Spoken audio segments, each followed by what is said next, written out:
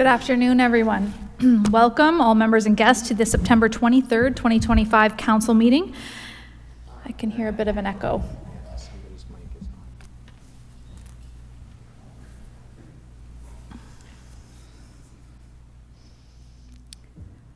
For those attending virtually, please mute yourself when not speaking. Sorry, somebody on the line there has...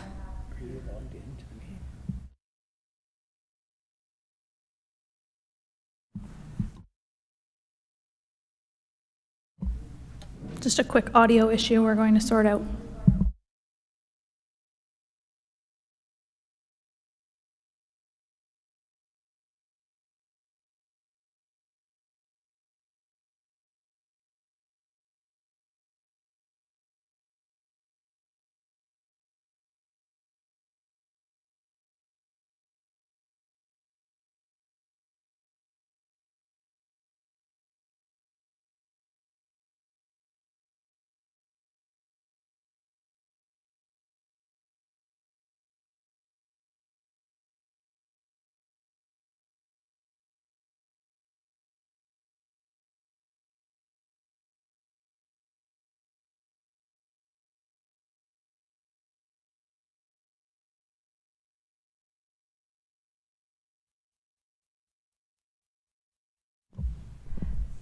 As a reminder for everyone, our meetings are web streamed and televised, so please take a moment to ensure that your phones are on silent. If you're attending virtually, please mute yourself when not speaking. When called upon to speak, please turn on your camera, unmute yourself, and remember to use your Microsoft Teams raise hand feature icon to be called upon, and remove it after you're finished speaking. With that, I call the September 23rd, 2025 Council meeting to order and note that all members of Council are present today. The municipality of Norfolk County is committed to furthering truth and reconciliation in our communities. We recognize the historical and current contributions of Indigenous peoples throughout Canada, and particularly in Norfolk County, that have added to the rich cultural and social fabric that exists here today. We will strive to continually strengthen and develop the spirit of respect, cooperation, and collaboration to the mutual benefit of all Norfolk County residents. Council, the agenda is before you. We have 5 recommended changes to the agenda. The first one I don't fully understand, but Councillor Van Passen has requested to add a memorandum of objection regarding 711 Schaefer Side Road that was received in the weekly correspondence, but we'll receive it as information later. Or do you need to do something after we amend the agenda? It should just be listed under council correspondence that we would receive as information. Okay. It's just a matter of, it is dealing with a planning issue, and I think the Planning Act is a little different than the Municipal Act, and if we got that letter, it should have been included as a communication rather than just in our extra file, right? Okay. Planning staff can note that, and we'll receive it as information later, but that's noted. Thank you. We also have a deputation from Eldon Darbison regarding agenda item 12.1.3, Highway 59, Delhigh. We have John Spanier's agenda item 12.1.4, Forestry Farm Road gas well update. Austin Shears, the same item, and Paula Jongerden for the same item. Also, please note the following technical and clerical errors have been corrected and will be on the post agenda. Agenda item 11.4 and 11.5, the Simcoe BIA minutes were not attached to the agenda. They have since been added. Agenda 12.1.4 and 12.1.5 both had 2 resolutions. There should only be one. The correct one will be on the screen during that report. And lastly, agenda item 13.3 had a typo in the bylaw. It's since been corrected and noted by the planner during the report. All of those additions and amendments require a 2/3 majority to change the agenda. Is there a mover and a seconder? Councillor Columbus, Councillor Van den Drieschie, all in favor? That's carried unanimously, thank you. And then a motion to approve the agenda as amended, moved by Councillor Michelli, seconded by Councillor Duthie. All in favor? Carried unanimously. Are there any disclosures of pecuniary interest today? Councillor Duthie. Thank you, Madam Mayor. With your permission, I'd like to declare pecuniary interest related to item 12.1.2. It is a zoning matter related to Leon's, and the reason the applicant has been an advertiser with my employer in the past year and therefore may have a pecuniary interest. Thank you. Thank you very much. Anyone else? Okay, moving on. We have no early closed. There is one consent item on the agenda, 5.1. It's a Realty Services Information Memo, September 2025, CDS 25054. Motion to receive consent item 5.1 as information. Councillor Van Andriesch, Councillor Van Passen, all in favor? Carried. Communications, there are two items. 6.1 is a letter from Honorable Stephen Crawford, Minister of Public and Business Service Delivery and Procurement, from Councillor Barry and CAO Menezes' trip to AMO. And 6.2 is the Memorandum of Objection from Gary DeBach regarding 711 Schaefer Side Road. A motion to receive both items of communication as information. Councillor Huffman moves. Councillor Duthie seconds. All in favor? Carried. Thank you very much. We'll move right into our deputations today. The first one on the agenda as amended is 7.1, Mr. Eldon Darbison, for agenda item 12.1.3, Highway 59, Delhigh.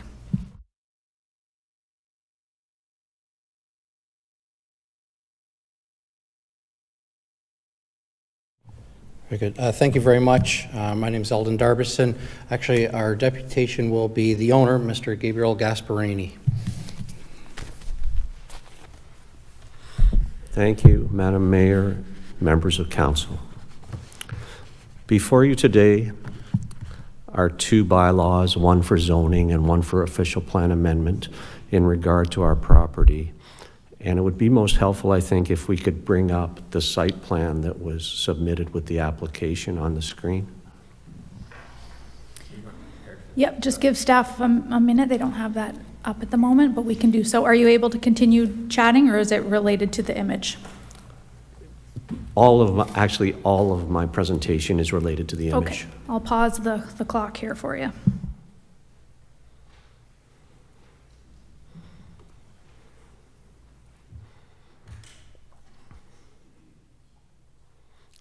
No, actually the site plan, this would be a land use map. We're looking for the site plan that shows the individual houses.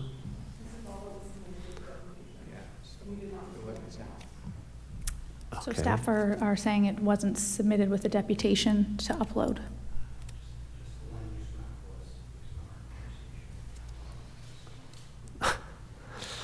Okay, so I'm going to then have to pretend that we have a site plan on the screen.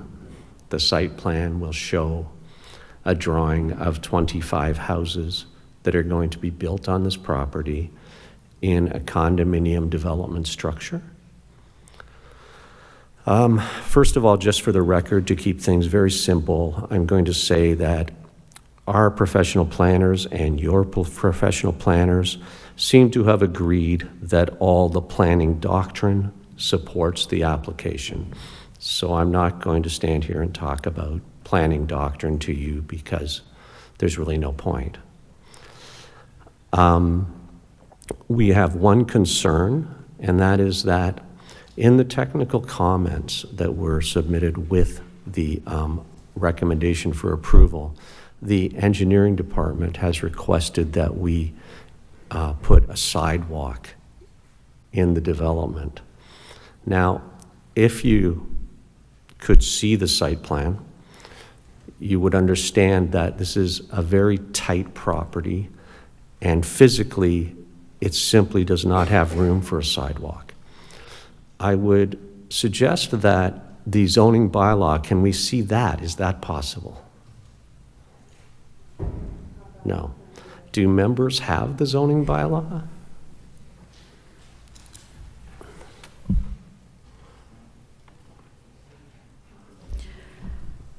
So staff are saying it's not a part of the agenda today, so no. And I would just recommend that you keep going because we've got the clock running here. But if there's supplemental documentation, we can have a counselor ask you that as a question at the end, and we'll have it circulated to council members.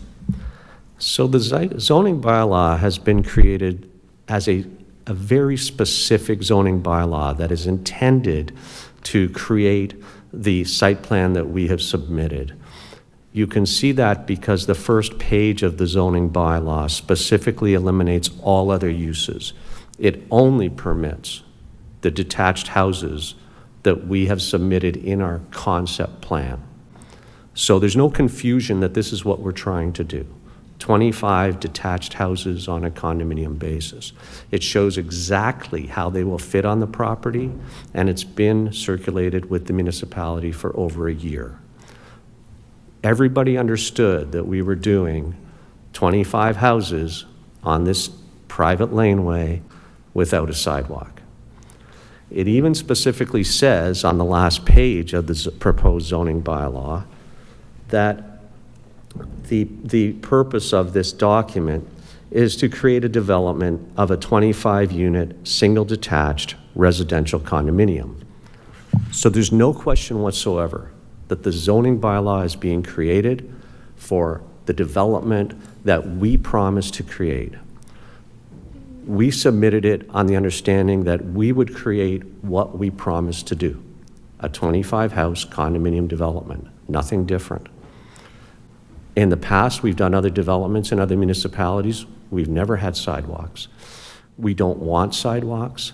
Our seniors want security and safety. They don't want people trespassing across our lands. In fact, there will be signs that say owners only. We do not want to invite young people on e-bikes to be riding through our little community. We do not want to have to maintain and worry about the cost of maintaining sidewalks, replacing sidewalks, the liability of slip falls that is attached to sidewalks. So all I can say is that we wholly support the zoning bylaw, but we seek relief from the requirement for a sidewalk in this development. I don't know the exact procedure that's required to do that, but I don't want to stand here and pretend that we can accomplish the site plan that we submitted and at the same time create a sidewalk that is being requested by the engineering department. We can't do both. Just under a minute remaining. I'm sorry, that's all I have. Okay. I'm simply here to say we want to accomplish what we promised we would accomplish. We believe it's a very good proposal for seniors, but if you ask us to put a sidewalk, it will destroy the entire site plan. It'll be impossible to create 25 houses, and we cannot fulfill the conditions that have been created in the zoning bylaw. Okay, thank you very much. Are there any questions from council? Councillor Van Andrieschie. Thank you, Madam Chair. Thank you for that presentation. Can you tell me, is it, I'm getting the feeling it's a gated community? If it's... It won't be gated, it'll be signed. Okay, so no possibility of gated then? Really will not be gated. Don't work that way. I mean, it will be completely fenced in. We Right. propose privacy fencing, which is good neighbor policy. But at the front entrance, we will likely only have signage, which we've done in other condominiums. Okay, thank you very much. Any other questions? Okay, not seeing any. Thanks for joining us today. Mover and a seconder, please, to receive the deputation as information. Councillor Berry, Councillor Huffman, all in favor? And then before we go on, is there anything you'd like to ask staff to prepare us with prior to the report? Councillor Columbus. Madam Mayor, yes, question for staff. How common is it for condominium developments in Norfolk to have sidewalks? I know of several, and none of them have sidewalks. Is this something new that you're introducing with respect to condominium and sidewalk?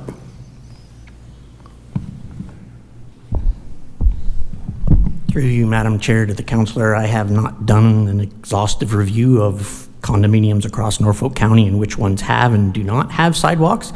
I certainly think it is the council's policy to advocate for walkability of your development sites, and that's kind of in the spirit where this comment came from. It wasn't tied to the zoning. I think we were very specific that it's not a condition of zoning. It would be explored further through the site plan stage. Councillor Van Passen. Yes, thanks, Madam Mayor. I think I sort of got half of my answer right there, but in the report, it's in this technical comment from staff that they'd recommend that they put sidewalks in and they recommend this. And that's not a binding thing for a zoning agreement that we are dealing with today, or the zoning amendment. And then later on comes a site plan. If this were a subdivision, then council always gets a look at the conditions of the subdivision that sometimes list 50, 60, 100 different things that are required, and they are approved by council. If this is, the zoning amendment is approved today, does it then go to site plan control, and then council has no chance to look at, because we don't deal with the site plan itself? And again, it was a recommendation from in the technical comments. It's not a binding thing yet, but when does it come binding one way or the other?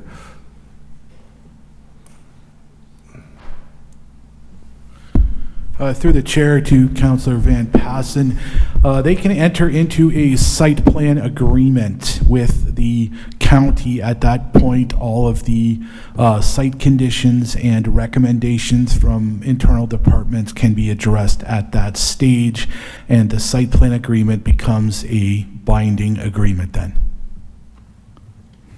If I could follow up, Madam Mayor. See, that would be my question, because right now we have a deputation in front asking council to waive that potential condition, but when it reaches the site plan stage, council doesn't get to see that. So if council chose to agree with the deputation and waive that condition, when would we do that? Through the chair, that would be at the site plan stage. We can recirculate the site plan and comments at that stage when the applicant submits a site plan, and we can review the comments and conditions at that time. Through the mayor to Councillor Van Passen, I would suggest, I don't know the procedures, I would look to the clerk for advice, but you could say something, pass a motion maybe right now that says sidewalks won't be included. I would suggest that, just in case something happened. You know, sometimes the site plan doesn't proceed for many years. No one who's here today is there at that time and wouldn't know about that. So I think having something formal right now would clear that up. Thanks for jumping in there, Ms. Call. So let's leave this until the staff report later. For your information, we have a new email from staff with an alternative map presented. My only question is, was the sidewalk included at the time of the public hearing committee? Through the chair to Mayor, no, the sidewalk was not included. I was just basing my report on the information submitted to me by the applicant and by the agent. Okay, thanks very much. All right, let's move along, and we'll revisit that at the staff report, but just check your inboxes if you'd like to see that updated map. Next up for deputation is item 7.2. We have John Spaniers with regards to agenda item 12.1.4, which is Forestry Farm gas well. John, you have 5 minutes, and I'll let you know when you have one remaining. Whenever you're ready, please begin. Thank you, Madam Mayor, councilors. I'm John Spangers. I'm a property owner that's directly affected by the Forestry Farm well and the plugging of the well on the 10th concession in 2015.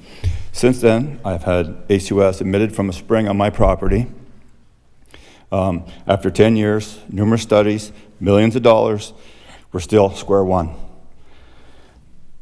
Now it's time to put a relief well in as suggested by Richard Jackson 8 years ago and Stu Hamilton with Montrose this year. To waste more money on research, which so far has done nothing except fail, to put in a relief well does have long-term costs, but so does plugging thousands of wells. But to do nothing is not an option. After 10 years of dealing with this problem, it is time to take the first steps to actually fix the problem. A relief well, which you can control, monitor, then put in scrubbers, vacuum degassers, and get the H2S gas to a level that as low as possible. Then do more research to see how to improve it. This will get rid of a lot of the toxic emissions into Big Creek and lower health risks to the occupants who live nearby. I don't want to be here 10 years from now, still at square one. We need to move forward with this. Thank you. Thank you very much. Any questions? No? Okay. Is council okay if we receive all of the Forestry Farm Road gas well deputations as one? Excellent. Austin Shears. Whenever you're ready, 5 minutes, and I can let you know when you have 1 minute left. Well, I'm here to represent my parents, Wayne and Leanne Shears, that were unable to attend. They're one of the residents on the east side of the leaking Forestry Farm well. We are here at a critical point, actually an exciting point, that truly deserves some celebration. Thanks to the ongoing continued effort by many Norfolk County staff, specifically Bill and Al, that's not here, along with many others, we are finally now at a point where the scientific research is allowing us to begin the execution process. Norfolk County will be presenting many wonderful updates and strong evidence that the Ministry of Natural Resources is bound and determined to take action, of which I fully support. Councilors and council members, I guess, may I bring your attention to page 137 of the agenda. At the bottom of the page, there's point 6. Again, page 137 of the agenda, the bottom page, point 6. As Norfolk County staff will get into more details, I'd like to bring all of your attention to that. This is proposing to hire a new engineer, Atkins Realis, as a new consulting firm and project manager going forward, which I again fully support. But let's take a moment to reflect on the past, similar to what John mentioned. Back to March 2019, nearly 7 years ago. At this time, Geofirma, the engineering firm at the time, had just finished a study. 1 second, sorry.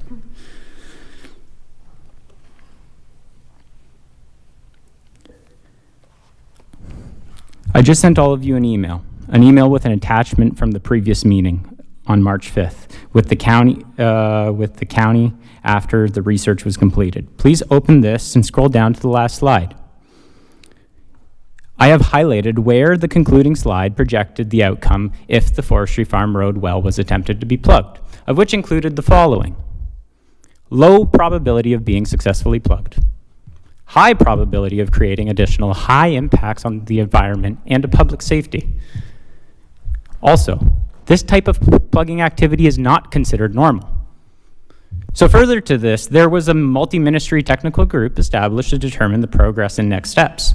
An RFP started in late 2020, and finally, early in the spring of 2021, the research started by the engineering firm at the time, Matrix Solutions, which now is known as Montrose Report, which released the report in July. Completing the study in December 2021 with the recommendation to plug the well, contrary to the research conducted by Geofirma, the previous engineering firm. This is likely due to their unfamiliarity at the time. As a result of this, 2022 all the way to early 2025 was spent attempting to locate the well.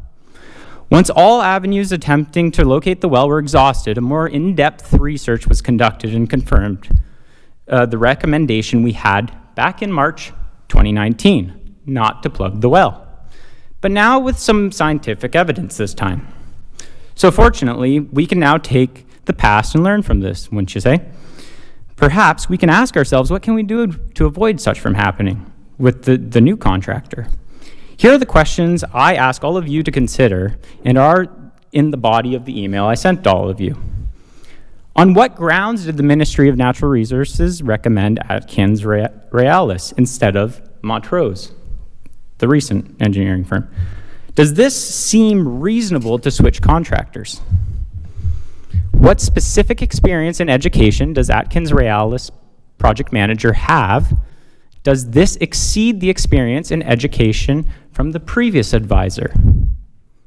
Second question, how can we ensure that our experience with Atkins Realis isn't similar to the experience with Montrose, where the lack of experience and consultation between the two engineering firms originally resulted in significant inefficiencies?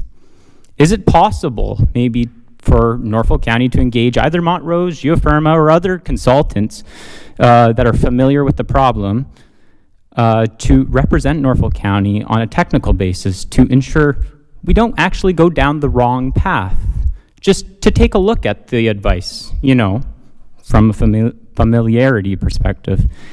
And then two final requests that I have personally. Would Norfolk County be able to request the new project manager from Atkins Realis to attend October resident meeting to answer residents' questions? I understand that there might be some difficulties there if they aren't available, but if they are available, that would be appreciated. And lastly, I know this may be a little bit awkward, but could Montrose be in attendance at the residents' meeting as well to ensure we are headed in the right direction from the beginning?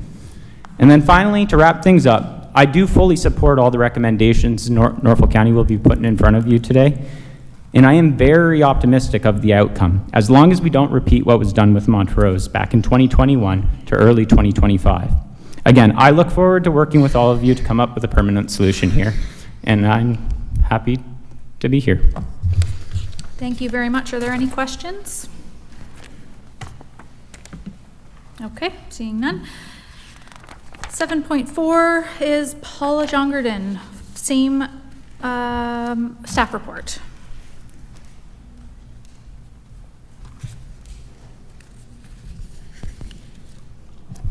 Good afternoon, everyone, and thank you for approving my deputation to speak about the Forestry Farm road gas well developments. I'm obviously following two other concerned residents living nearby to the well. So between us, hopefully, some of our questions and concerns will be brought forward and most importantly, answered here in council chambers as a matter of public record. I apologize in advance for any unintended repetition. My deputation does contain some questions for council. We heard very recently that a decision was made to engage a new engineering firm, Atkins Realis, formerly SNC Lavalin, and drop Montrose engineering firm. When decisions are made and then shared with no explanation, it is not good. Be it because of a perceived need for civil engineering expertise or something else, I do hope that the county will retain, as Austin said, will retain Montrose Environmental for their capability to implement the scientific, the numerical modeling, and with all the money that's been spent on generating this information, it would be of interest to all concerned if Montrose's expertise and accumulated knowledge continues to be used. I imagine that Mr. Stuart Hamilton's openness about the severity of the problem was a difficult time for many, but MNRF. We all heard the numbers at the July 22nd council meeting. Indeed, many more heard the numbers on the CBC interview with Mr. Hamilton. The transparency shown by Montrose through Stuart Hamilton was appreciated by lots of people, including people in his own field of expertise, though perhaps the openness was not taken by some MNRF employees as well, or at least it raised a few eyebrows. As per the Ontario Water Resources Act, Section 30-1, which states that any person discharging a material into a water course which may impair the quality of that water is guilty of an offense. Since the MNRF capped the relief well in Silver Hill in 2015 and the Forestry Farm well started leaking, the MNRF and the county, technically, have been guilty of an offense, and they knew it. We were certainly dismayed in July to hear the extent of the offense, for example, the tens of thousands of times over regulatory limits of the contaminant seeping into the creek for 10 years at this point. MNRF knew the problem was there, though they have never admitted to being the cause. I personally thank Mr. Hamilton for his report that spotlighted the urgency and exposed the serious nature of the problem, and in the doing, fires were stoked under county and ministry desks, so thank you again, Mr. Hamilton. Regarding the proposed bi-weekly meetings with the multidisciplinary group, unless a member of the residents group is given a seat at the table, I would ask that the minutes from these meetings be shared with the residents group on an ongoing basis. As the bullet point suggests, These meetings will aid with overall communication with all future activities at the Forestry Farm Road site. In item number 4 in the discussion section of the Forestry Farm Road issue, it says that Norfolk County is also seeking approval to bring on a dedicated project management firm. Remaining. And I assume that's the same thing they talk about in item 6. I am particularly interested as well in an item mentioned in 138 of the council meeting agenda, prioritize nearby gas wells for decommissioning. It sounds, if I am understanding correctly, the fluctuations in the Forestry Farm Road monitoring system potentially caused by capping nearby wells will be a study tool. The negative side of this, I suppose, is if the capping of the other wells does adversely affect the forestry farm leak, what then? Uncap those wells? Could a moratorium be considered? At the July 22nd, Councillor Van Passen made a motion that Norfolk County proceed with the infrared studies. It was passed unanimously, as it was the best time of year right now to conduct these studies. Has this decision been carried out? In closing, 3 additional months have passed since Norfolk County and the MNRF received the Montrose report and knew the recommendations. I obviously do hope, and I'm trying to assume, that switching engineering firms is in the best interest of this problem moving forward. I understand Montrose is not merely a research entity, but can also be an implementation entity. I know little about the Aitkins Realis firm. Perhaps we will be enlightened today or in the near future, which will decrease some anxiety about more time being wasted bringing them up to speed. Thank you. Questions for the deputation? Seeing none. Okay, mover and a seconder, please, to receive items 7.2, 3, and 4 as information. Councillor Brunton moves, Councillor Huffman seconds. All in favor? Carried. Thank you.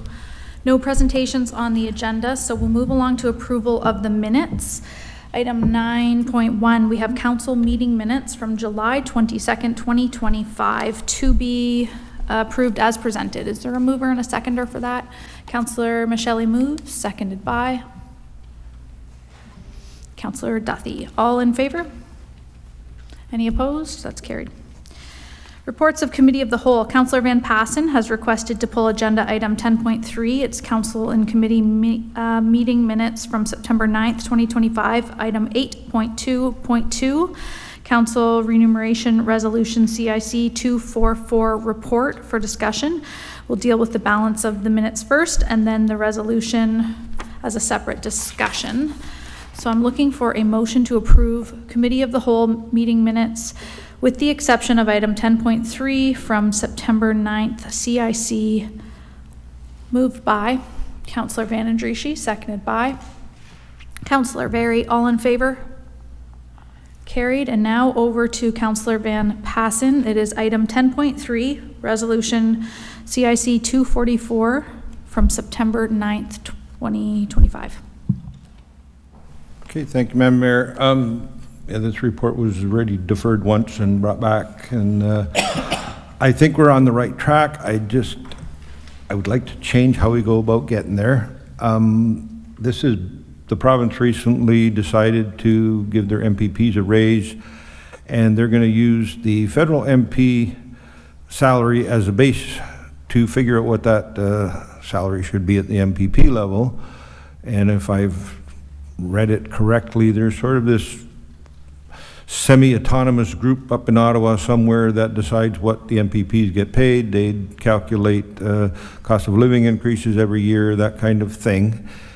And if we're going to use another entity as the base where we decide how much councillors get paid, you might as well go right to the source. So I would be willing to propose a substitute motion to this recommendation.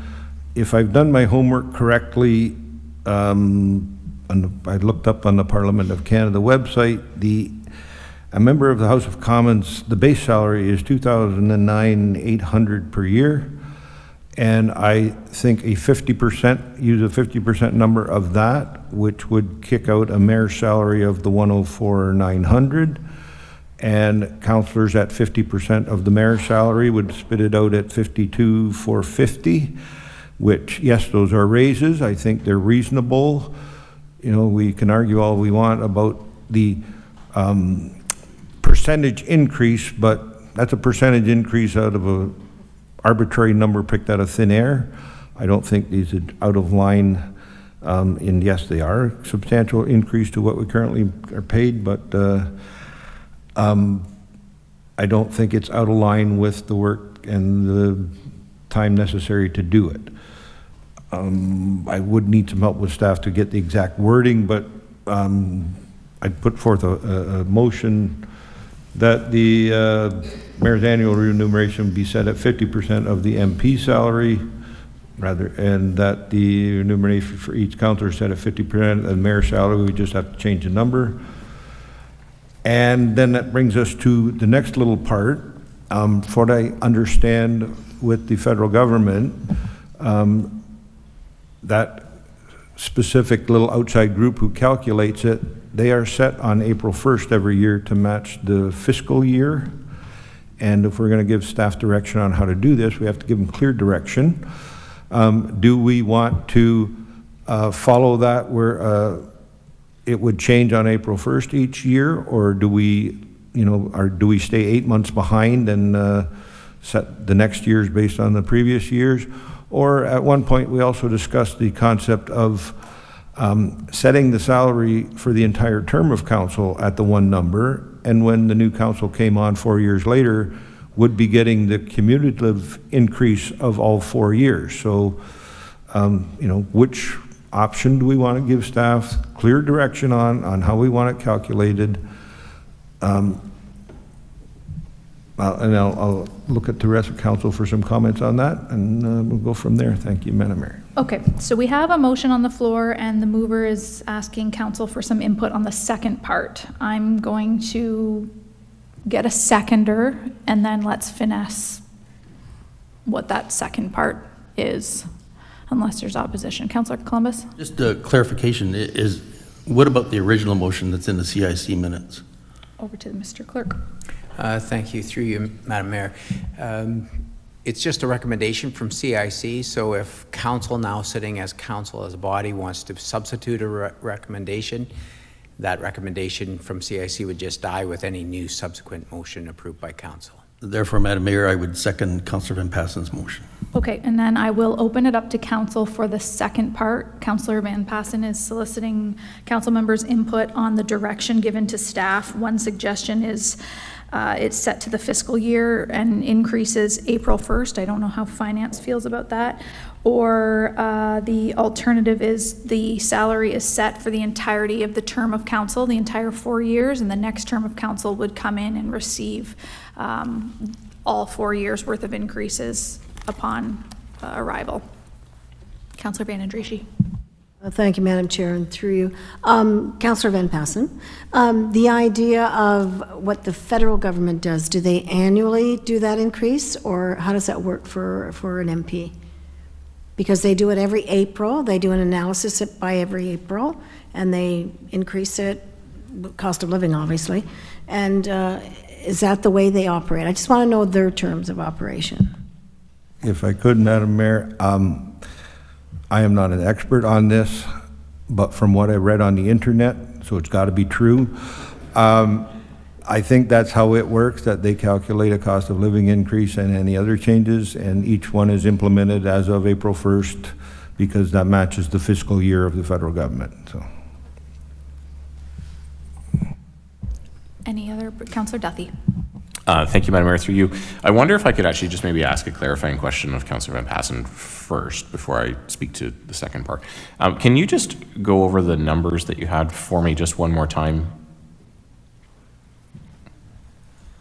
The 50% part was... Yeah, when I looked at it last night, it's on the Parliament of Canada website that the base pay for a member of the House of Commons is $209,800.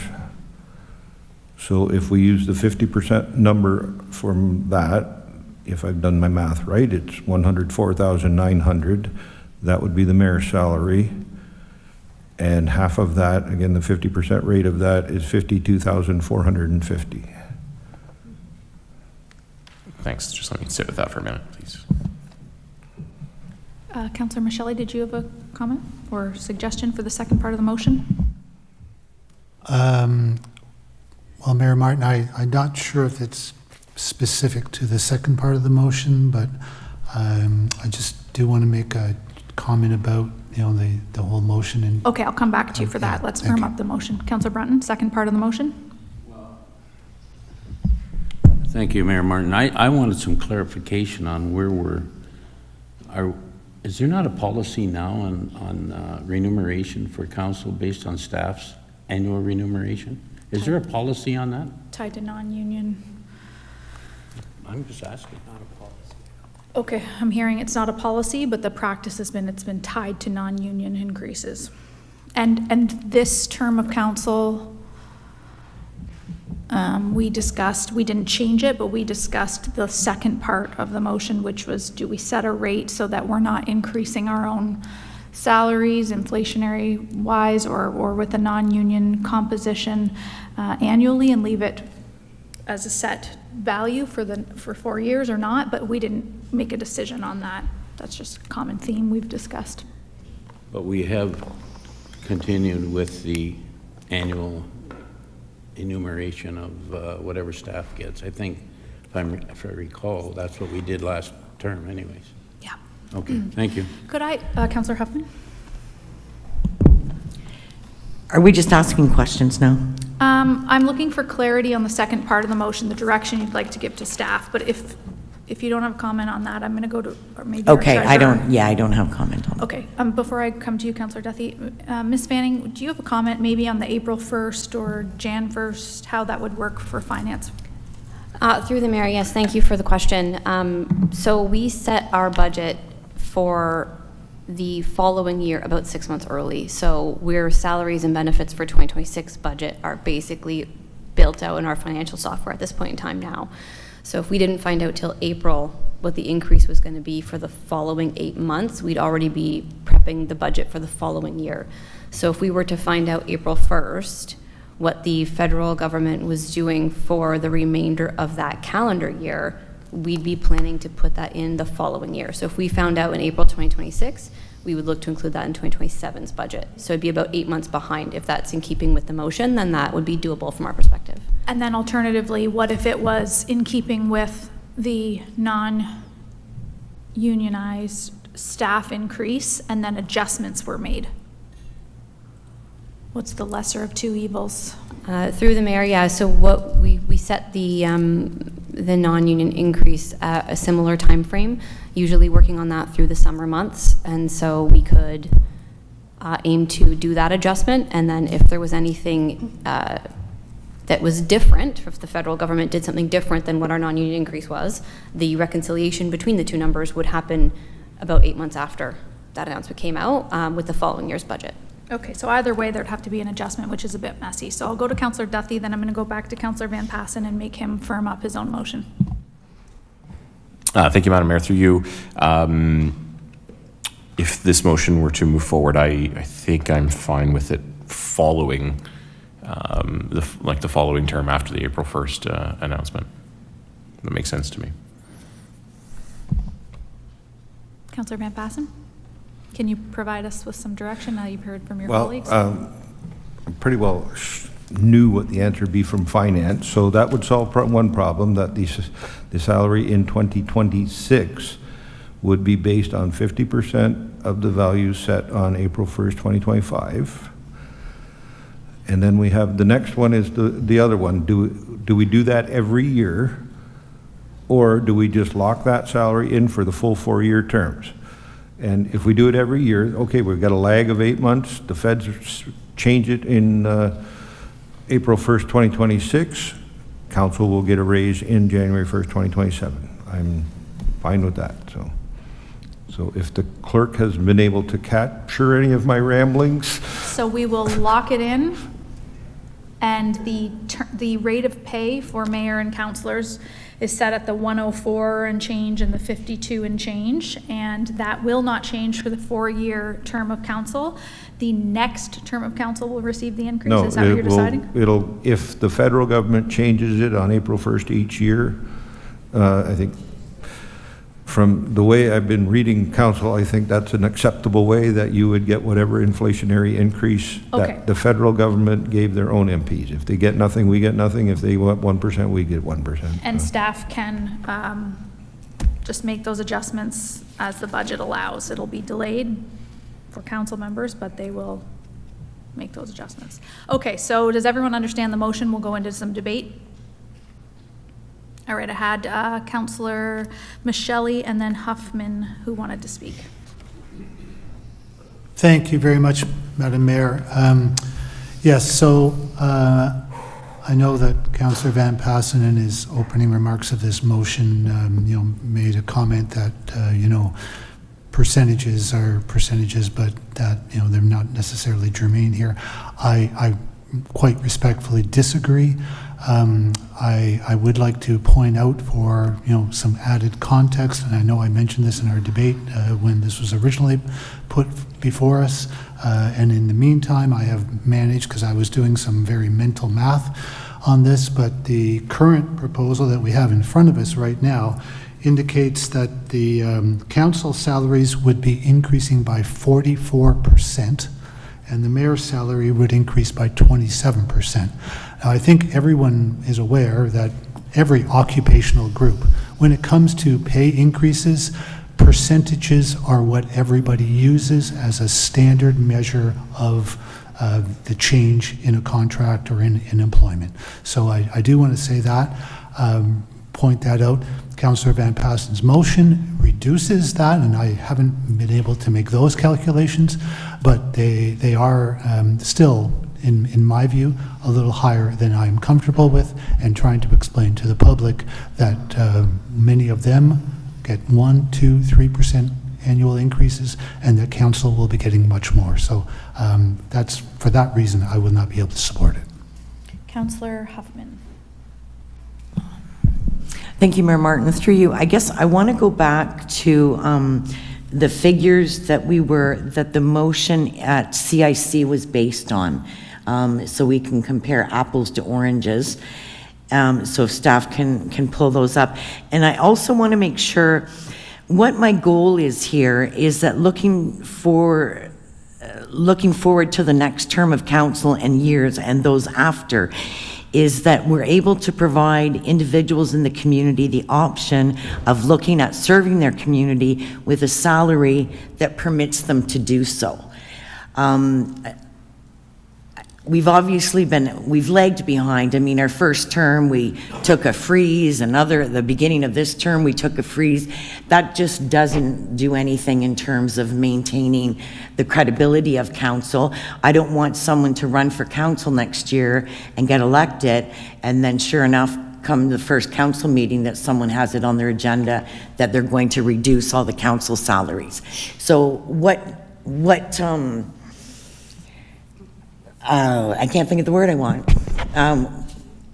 Pardon? Assurances, thank you. What assurances are there that we'll maintain those salaries? And so I guess that's my one question. And my other question is looking back as to what we base those figures on from the CIC meeting. Okay, we'll give staff a minute to pull up that council and committee report from September 9th. And staff can correct me if I'm wrong, but really I think there would be no assurances. You can't handcuff a future council to make any decisions or not increase. Ms. Van Dyke? Thank you, Madam Mayor. Through you to council, and certainly I will look to our clerk to correct me, but I believe that it was indicated in the counseling committee report that it would be that the future council would have the ability to make an adjustment to the salary should they so choose. But if I'm not remembering that correctly, I'll look to the clerk to correct me. Okay. All right. Thank you, Heidi. Councillor Columbus. Thank you, Madam Mayor. And at the CIC meeting, I was a bit under the weather and did not participate in the debate, but I did vote against the recommendation. And I think a 44.5% increase is unreasonable. When you hear of some seniors on pensions who are struggling to make ends meet, there was an article, I guess, came out in the Simcoe Tilsonburg News, and I had some feedback from that. They read it on the front page, I believe it was, about our discussions here. And you got fridge shelves that are empty. I'm told that some people can't fill their demand for groceries. Food banks are increasingly busier. And I'm told that some kids' lunches are pretty skimpy today. So for that reason, I could not support the 44.5%.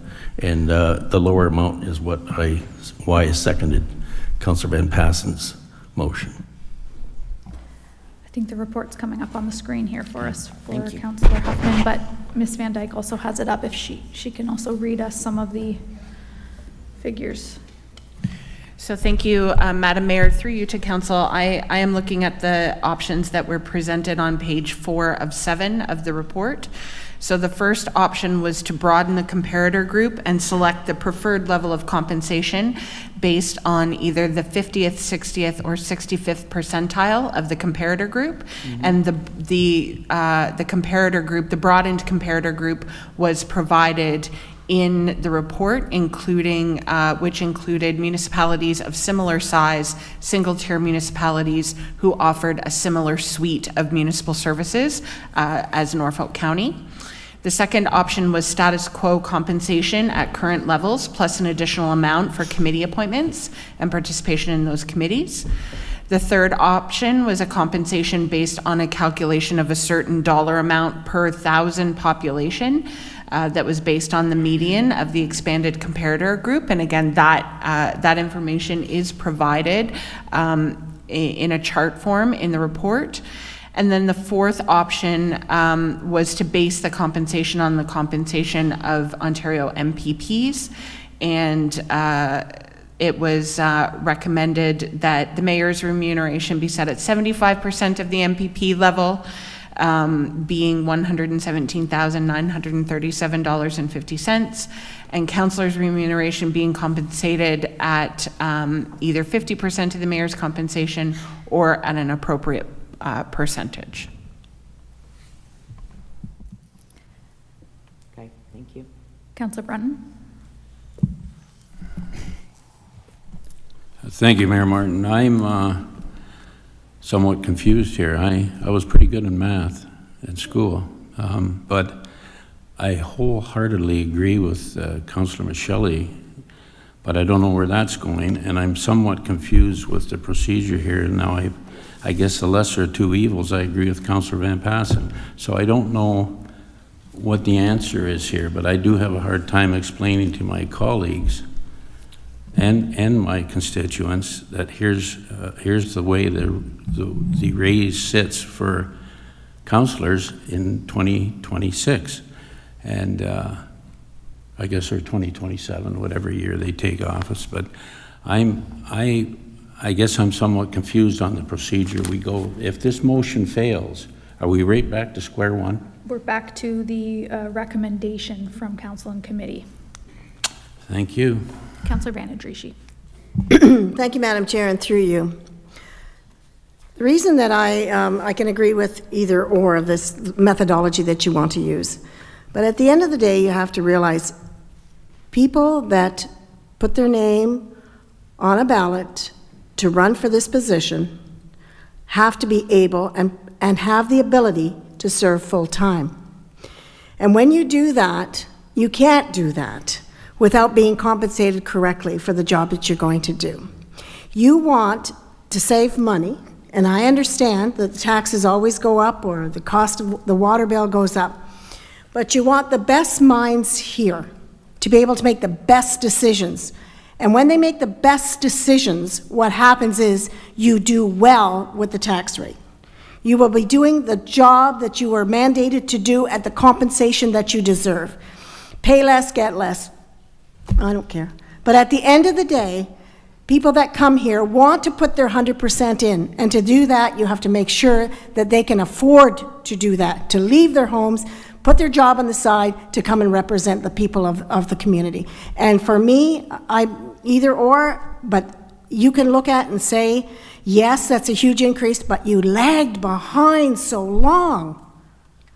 It was just plain foolishness in my mind. And it's time to grab the bull by the horns, get it done, have a formula, solve the problem and get the best people with the best minds that can come here and that can afford the time to do it. Thank you. Thank you. Councillor Duthie, then Barry. Thank you, Madam Mayor. I'm not sure how I can follow that passion, but I am. I spent a bit of time considering this after the last meeting, and Councillor Van Passen, I was certainly aware of the direction that you were trying to take by tying it to the MP's salary as opposed to the MPP's salary. And my concern that I wanted to do some individual research on following that conversation was that the MPP salary had been frozen since 2009. And so what I didn't want to see happen was if we say that we're going to follow the MPP salary and then it's frozen.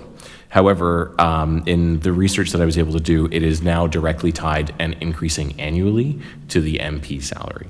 So with that in mind, I'm not sure that I want to necessarily connect it to the MP salary. I think it makes more sense from a logical perspective to literally just follow it each level down, because it is going to be increasing annually.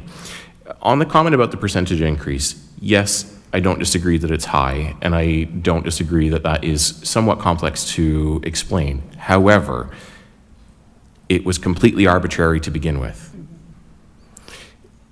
It was based on a comparator group that no one had any real data to support why it made sense to pick those numbers in the first place. It's just, here's what we had done, we'll give it a bit of an increase, etc., but it was completely arbitrary. And so now my position is we have a plan. It follows the direction that's laid out by the federal government that is researched, therefore handed down to the province, again, researched, and therefore handed down for the municipality to follow. I much prefer being able and confidently able to say to the resident, to the constituent, it is simply based on a percentage of what the MPP makes, which is based on a percentage of what the MP makes. It's a logical, realistic plan. I appreciate that it's an increase and it looks bad on paper. But knowing that it was completely arbitrary before, I'm confident now to be able to say that there's a plan. So with that in mind, I don't think I'll support this motion because I would rather revisit the previous motion with the slight amendment just to ensure that it does increase annually. Councillor Barry. Thanks, Mayor. Through you, I was going to actually ask if we could split this into two then, and just make the increase rate, or whenever it increases, one motion, and then make the calculation of how we arrive where we're at a separate motion, so we can not have to do that step. It's the same thing, same outcome, but if we just say, okay, we're going to stick with the MPP's rate or go to the MP's rate, that's one vote, and then how we implement that increase, I'd like to see that as a second vote altogether, if that's okay with everybody. Sure, no problem. Division of the question, so we'll break it up on salary first and then direction to staff for increases second. Bill's got to look. Oh, it's okay. Pardon?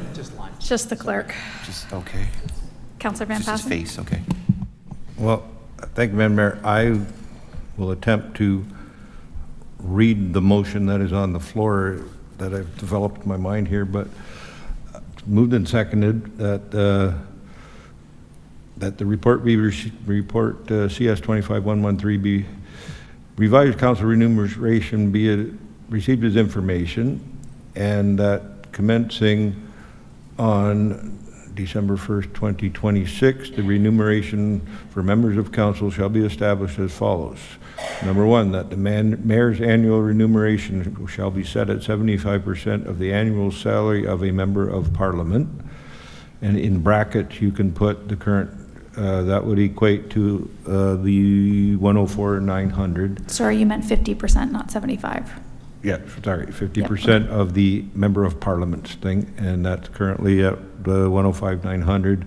That the annual remuneration for each councillor shall be set at 50% of the mayor's salary, which at the above calculation equates to the 52,450. And that these rates shall be adjusted annually on January 1st in accordance with any changes to the MP's salary, and shall remain in effect until altered by the subsequent resolution of council. We'll get that pulled up on the screen, yeah, but yes. And that is a motion on the floor, so if there's any adjustments or whatever, motion to amend it would be in order, I'm sure, but... Just one other clerical thing, you said 105,900, it's 104,900, just for the public record. Okay, the motion is before you. Councillor Barry's asked for division of the question, so we will be voting on, I'll call the question on bullet number 1 only. Is that understood?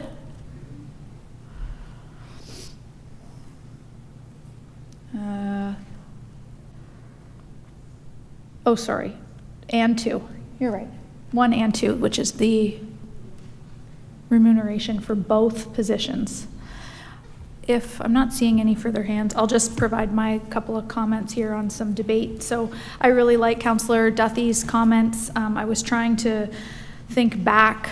There was 1 pay freeze this term. I believe there were 2 the term prior, and then I can't keep track of how many prior to that there were. You know, roughly 3% each and every year, that would add up. It is an arbitrary figure. It's just a figure we're pulling out.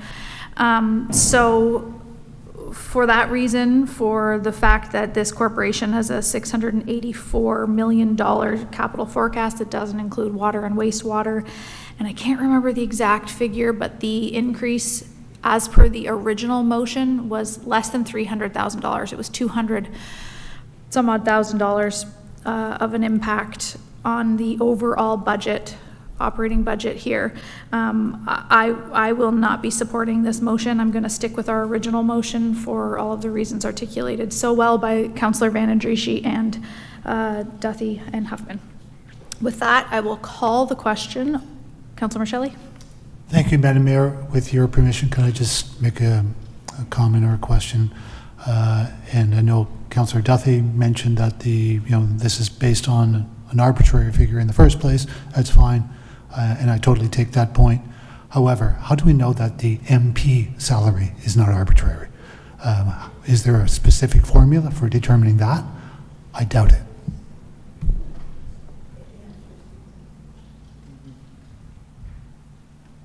Any comments? Apparently there is. Well, what is the formula?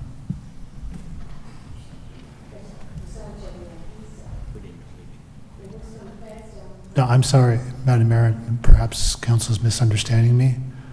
If we're saying the premise of our council salaries way back was arbitrary, and now we're going to base it on the MP salary, that's fine, a percentage of that. I want to know, how do we know that the MP salary at $209,000 was not set arbitrarily?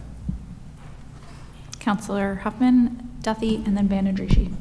Thank you, Mayor Martin. In response to that question, I believe Councillor Van Passen made it clear at the beginning of his notice of motion, that there is, I want a task force or group, that it's not just pulled out of thin air. There is a rhyme and reason to that. So I cannot support that logic. Councillor Duthie. Thank you, Madam Mayor. And in response, I appreciate the comments, Councillor Michelli. I'm just reading from the Province of Ontario website. MPP salaries in Ontario have been frozen since 2009, resulting in compensation levels that lag behind those of comparable elected representatives, including many city councillors in the province. The new legislation changes to the Legislative Assembly Act to end this freeze, raising the base salary of MPPs to 75% of the compensation, sessional allowance, of federal members of Parliament. This adjustment has previously been recommended by the Integrity Commissioner and increased the base salary of MPPs to the $157,350 per year, effective as of the 2025 election. Annual increases are tied to federal MP salaries, ensuring that the MPP compensation remains competitive and reflective of inflation. So I take that as they are following a pattern. Yes, I agree that the MPP salaries are based on that. I guess my point, and I don't want to get into semantics about this, but the member of Parliament, the federal level of government, how do we know what the formula is, if there is one? I suspect that they have had debates. They've had, obviously, their staff working on what they think is an appropriate end salary, and that's how they came up with 209. I just feel that that is more than likely something that members of Parliament with their staffs had a discussion, and they came up with that figure in the same relative process that we are. All the more reason to defeat this motion then, because it's arbitrary. I'm going to go over to Acting CAO Heidi Van Dyke for a comment on formula question. Thank you, Madam Mayor. Through you to Council, and I would like to thank our Treasurer for doing some quick research for us. we have located the following information. The Canadian Member of Parliament salaries are adjusted annually on April 1st, following a formula tied to the average increase in union contracts for large corporations in Canada. This annual increase, calculated based on private sector wage growth data, determines the updated base salaries for all MPs. And then there's additional pay provided for those MPs that hold special responsibilities, such as cabinet positions or leadership roles. The index is published by Employment and Social Development Canada, and it reflects the average increase from union contracts with corporations of 500 or more employees. So we hope that that is helpful, and I would thank the treasurer for looking up that information. Thank you, very helpful. Okay, I'm going to call the question on item 1 and 2, which is the rate of pay only. All in favor? There's a division of the question asked by Councillor Berry for the direction to staff part. Sorry, what do you want me to state? Thought I already did. Division of the question for the third time from Councillor Berry. So the direction to staff on how the increase will occur, April, January, next term of council, that's parked for later. Just the wages right now for mayor and councillor. All in favor? And opposed? Okay, and the motion's defeated. So that puts the original council and committee recommendation back on the floor unless there's an alternative. Councillor Berry? Well, we have to vote for the other part, don't we? We will. Okay, that's part of this now? Yes, it can be. If you'd like, we'd have to potentially amend. If you want to keep it the same, we'll have to amend a section here. I have no idea. I just want to make sure we don't miss it. I don't care. So right now, as the motion reads, that the rate shall be automatically adjusted in accordance with any changes to the MPP salary. We've gone back to MPP in the original motion. As a point of order, madam? Sure. You divided the question, but you didn't call the vote on the other half. Because we haven't changed any salaries yet, do we not need to? But if you only can divide a question if the two parts are standalone, so both of those motions were on the floor, you split them, you got to vote on the other half of it. Mr. Clerk, can you weigh in there for me? Technically, it may be correct, but if the seconder withdrew his motion, then we wouldn't have a motion on the floor for the second half. I'm happy to call the second half. I just understood it that we didn't have a wage we were tying anything to. So it wouldn't apply to our regular procedure of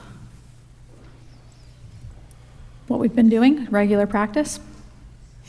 Okay, I'll call the second part of the motion. So without knowing what the salary is, the second part of Councillor Van Passen's amended motion, that these rates shall be automatically adjusted annually in accordance with any changes to the MP salary from the 1st of April each year, and this methodology and calculation shall remain in effect until altered by subsequent resolution of council. Councillor Berry. Yeah, so I think the reason I asked for the split was to deal with whether we're going to do the MP part of this or the MPP calculation, okay? So I don't know if we need to amend this part now because it still says MP. It says MP though. We're leaving the MP? I don't know what we're doing. Either way, I'm just wanted to clarify that if we go through this, then we're going to tie it to the automatically to the MP salary, but we're going to use the MPP calculation if we go back to the old motion. Is that correct? So I think the first thing to do would be ask our mover and seconder if they would amend it to MPP salary. But I think we want to follow the MP rate. I'm just looking for MP schedule. I'm just clarifying so I have it before I lift my hand here. That's all. So what we're saying here is that the reason I separated it was to make sure that we followed the MP salary increases with whatever their schedule is. And then what we're going to do then is we say we're going to follow the MP salary. And if we go back to the original motion, then we're going to use the MPP to calculate rate Okay. of that salary. Is that, everyone okay, that's So where we're at right now? Okay, So then no amendment needs to happen. that's correct. I just wanted to make sure that we had it all, okay, thank you. You're asking to Thank you. follow the MP salary schedule for April 1st of each year and use the MPP salary, which is a secondary motion that we'll get to. That's, Okay. okay, just making sure. Thank you. Everyone understand this is the second part of Councillor Van Passen's amended motion. I've already read it to you. It's on the screen at the bottom. Councillor Columbus. I think you're going to have to find another seconder for that. I'm not going to second that. Okay, sure. Is there a seconder for the second part of the motion? Councillor Duthie seconds that. And is there any need to go back and have any additional debate? I think we've squashed this. Okay. All in favor? Opposed? The motion is carried. Now we will refer back to the council and committee recommendation that was before us, which is the MPP salary that was debated at council and committee this month. That's on the floor. Councilor Michelli? Thank you, Madam Mayor. Is this an opportunity for me to ask a question of staff? Sure. I think this is for Mr. Clerk. I believe in my notes that this resolution had a recorded vote.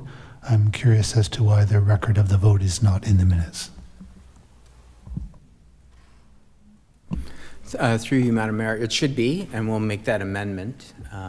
It was a recorded vote. It passed on a 5-4 vote. I do have that information, and we'll update the minutes accordingly. Thank you, Mr. Clerk. I wasn't sure if we'd adjusted a policy or a procedure, because I know in past practice we have always put it in there. Thank you.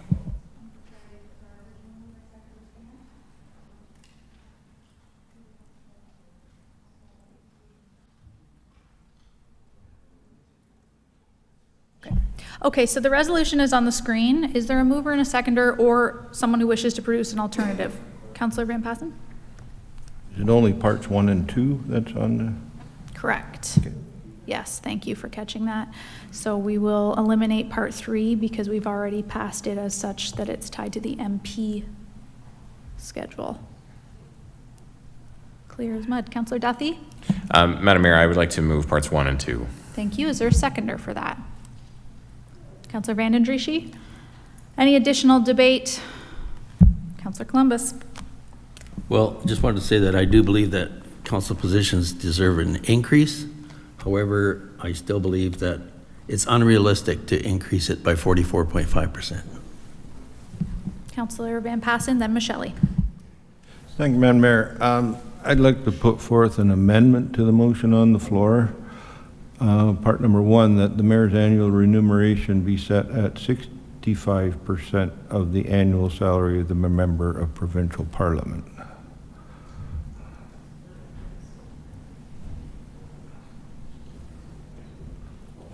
Okay. Some advice from the clerk that we're not entirely sure that's an amendment. It's kind of changing the value. I don't think it's complementary to the motion that's been put forward, so it's contrary to the motion, so I don't think it's an amendment to the motion. Well, if I could, how is it contrary to the motion? We're going to base it on a percentage of the MPP salary, and I'm suggesting a percentage of 65% is more reasonable than a percentage of 75%.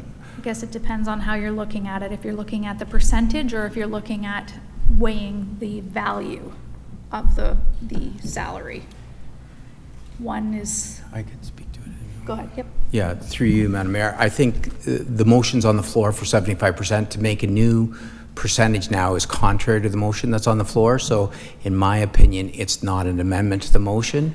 If council wanted to entertain a different motion, they would have to defeat the 75% and somebody else then propose a new percentage. But the mayor makes that final determination whether it's an amendment or outside of an amendment's jurisdiction.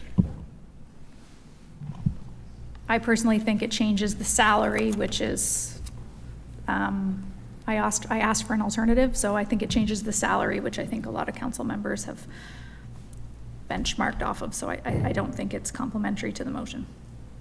Councillor Michelli. Thank you, Madam Mayor, and if you'll permit me to ask a question of our acting CAO.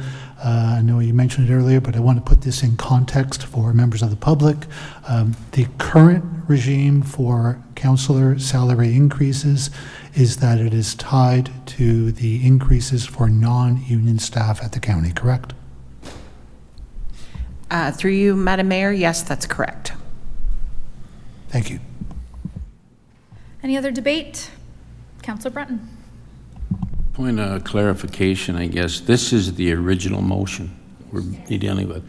And my request for a recorded vote, there's no need for that because it's originally in the motion. You're going to correct that, correct? Except for we amended the third part, which was just the direction to staff. So if you'd like a recorded vote again, we can do that. He would have to ask for one, yeah. Yeah, I'll request that again. Okay. Thank you. Recorded vote requested. I'm going to call it there. I think we've beat this one to death. So the motion is on the screen before you, and there's a request for a recorded vote. I'm going to pass it over to our clerk. Thank you, Mayor Martin. So, calling the vote now in order, starting with the member that requested for the recorded vote, Councillor Breton? No. Councillor Huffman? Yes. Councillor Michele? No. Councillor Van Passen? No. Councillor Very? Yes. Councillor Columbus? No. Councillor Duthie? Yes. Councillor Vanden Geesche? Yes. And Mayor Martin? Yes.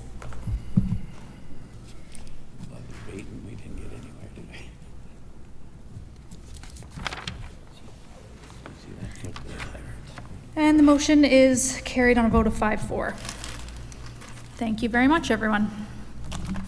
That brings us to our reports of the advisory committee. Let's just finish up the reports here, then we'll take a quick coffee break and come back for the next session. So we have reports of advisory committee. Councillor Columbus, you have requested to pull 11.2 Norfolk Agricultural Advisory Committee meeting minutes from July 9th.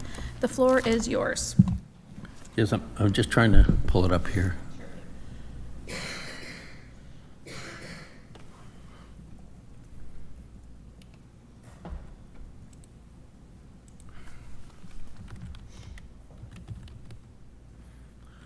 Right, Madam Mayor. At the July 9th meeting of the Ag Advisory Board, there is a motion here, Resolution 24, right, 24.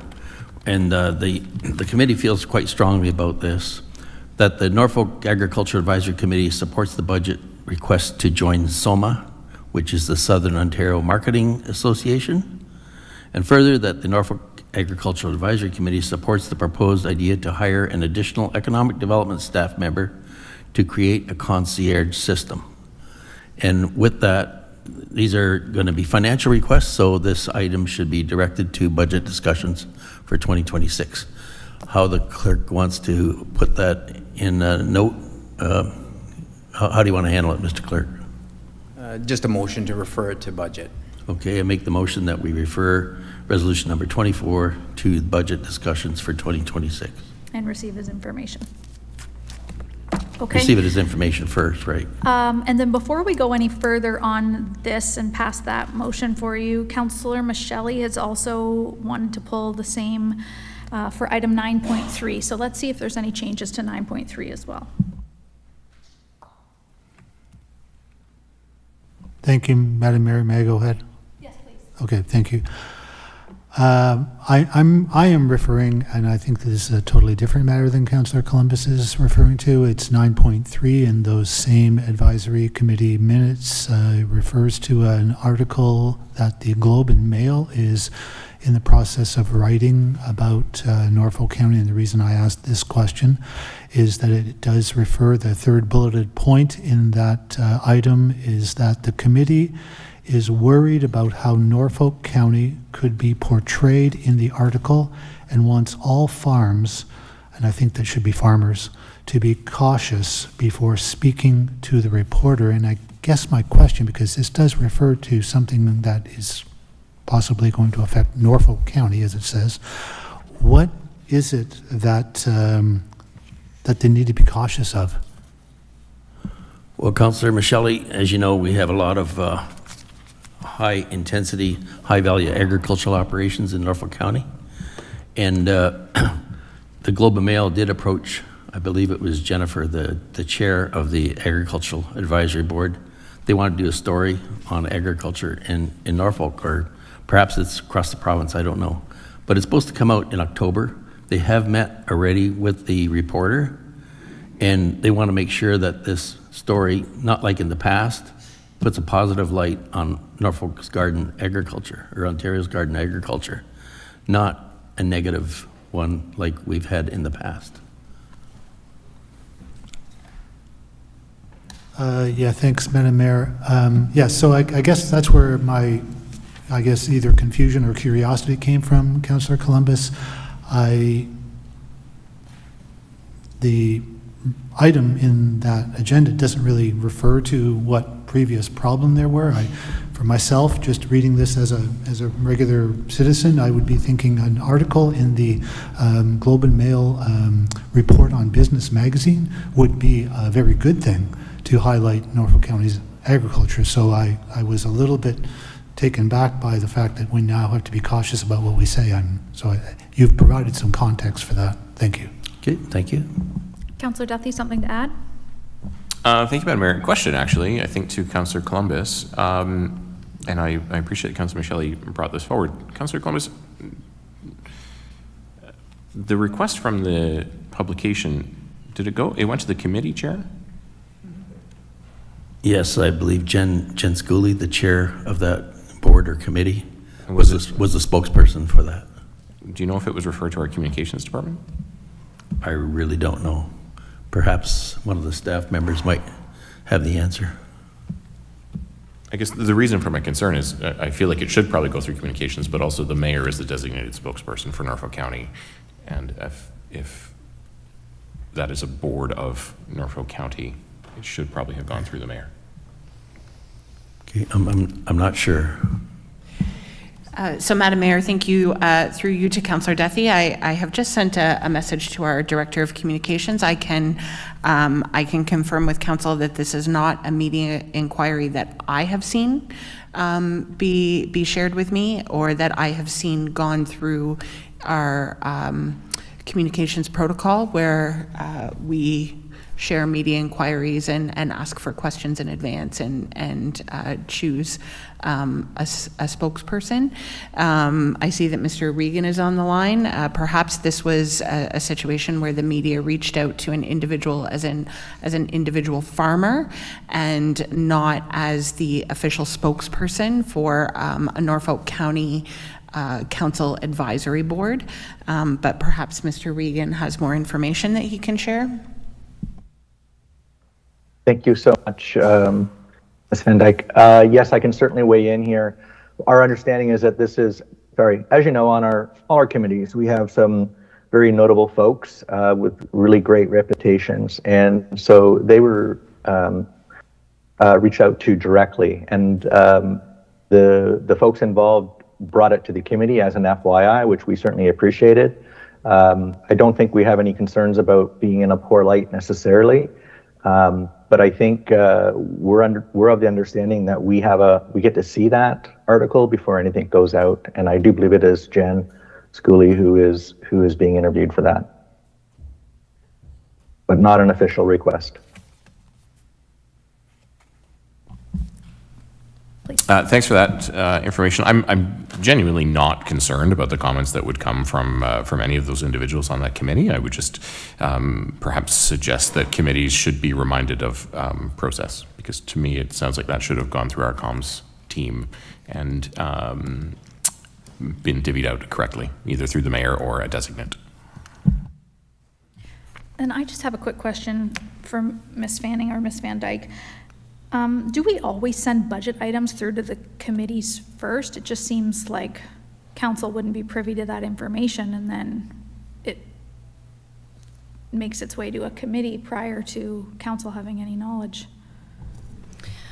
Through the chair, in this type of instance, no, typically it's not. In a shared service area, we do. So where we're sharing services with Haldimand County, we do take things to advisory. But for committees of Norfolk County Council, no, typically that's unusual. It's not the communication that bothers me, it's just that council should be aware of that before we're lobbied on isolated budget items. That's why we bring them forward at budget comprehensively, so that we're making big picture decisions, not one-off isolated. So, and maybe I'll leave that with you, Ms. Van Dyke, for a to-do list on SLT. Okay, so we have 11.2, let's receive that as information, including Agricultural Advisory Committee meeting minutes of July 9th, received as information, and that item 11.2 be referred to budget.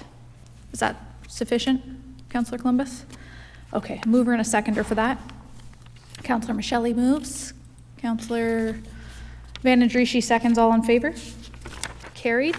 And then we have Health and Social Service Advisory meeting minutes, May 26, 2025, Norfolk County Advisory Committee meeting, July 9th, 2025, Long Point Conservation Authority, July 2nd, Simcoe BIA, July 9th, Simcoe BIA, August 13th, and Economic Development Advisory Committee from July 16th.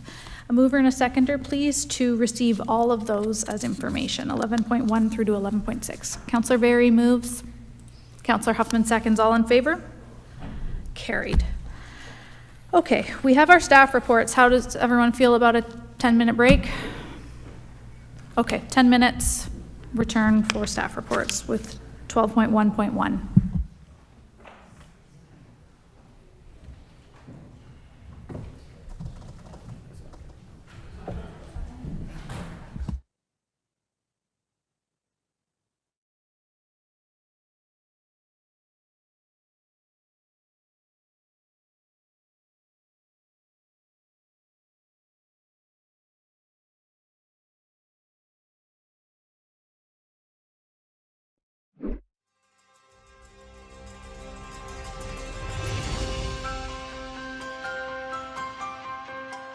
Hi, I'm Jacob, and I'm here to take you behind the scenes on a capital project in Norfolk County.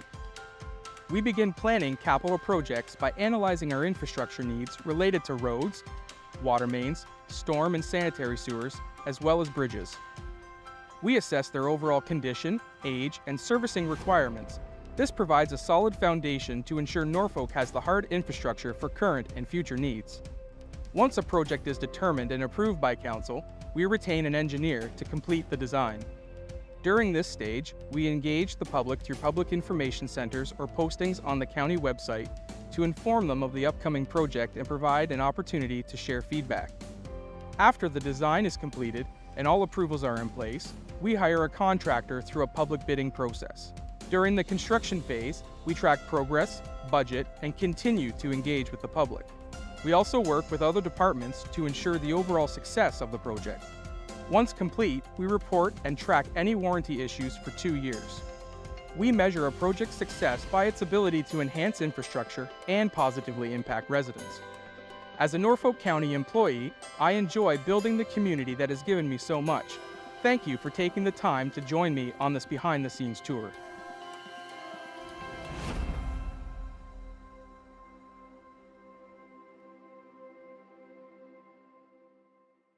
Deputations are a way for you and all residents of Norfolk County to speak before Council about relevant matters in our community.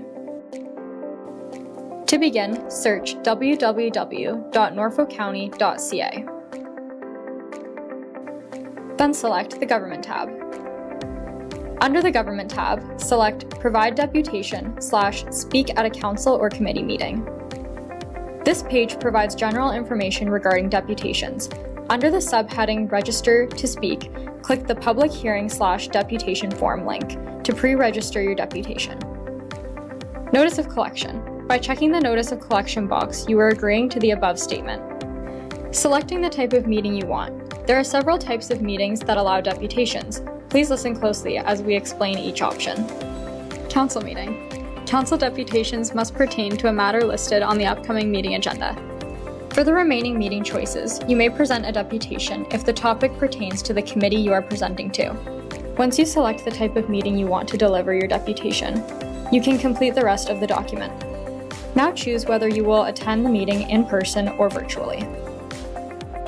Finally, select if you will be providing materials during your deputation. If you have materials for distribution during the council meeting, please bring 15 hard copies for council and staff.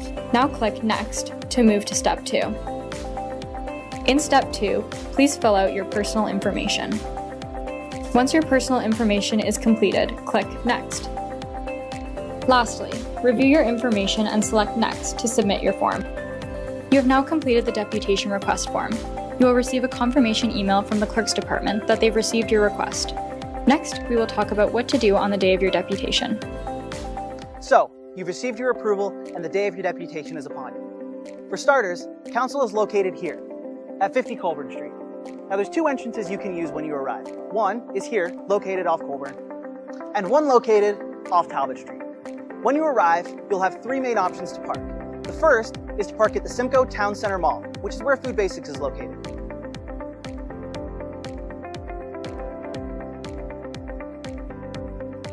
Your second option is 2-hour street parking on Court Street. And your third option is 2-hour street parking on Lott Street. If you can't find any parking at any of those three options, don't worry. Downtown Simcoe has plenty of street parking in all of the surrounding areas. If you enter through the Colburn Street doors, you'll have to make your way through the building to get to council chambers. But don't worry, if you require any assistance, you can feel free to ask Service Norfolk at the front desk. Make your way along this path and you'll end up in the main lobby. To your left, there'll be an elevator. You can either ring the bell or go ask the people at the front desk for assistance. If you don't need to use the elevator, you can head on up the green staircase and go up to council chambers. If you enter through the Talbot Street doors, the elevator will be immediately in front of you, or the green staircase will be ready for you to go up and deliver your presentation. Once you reach the top of the stairs, you'll have made it to council chambers.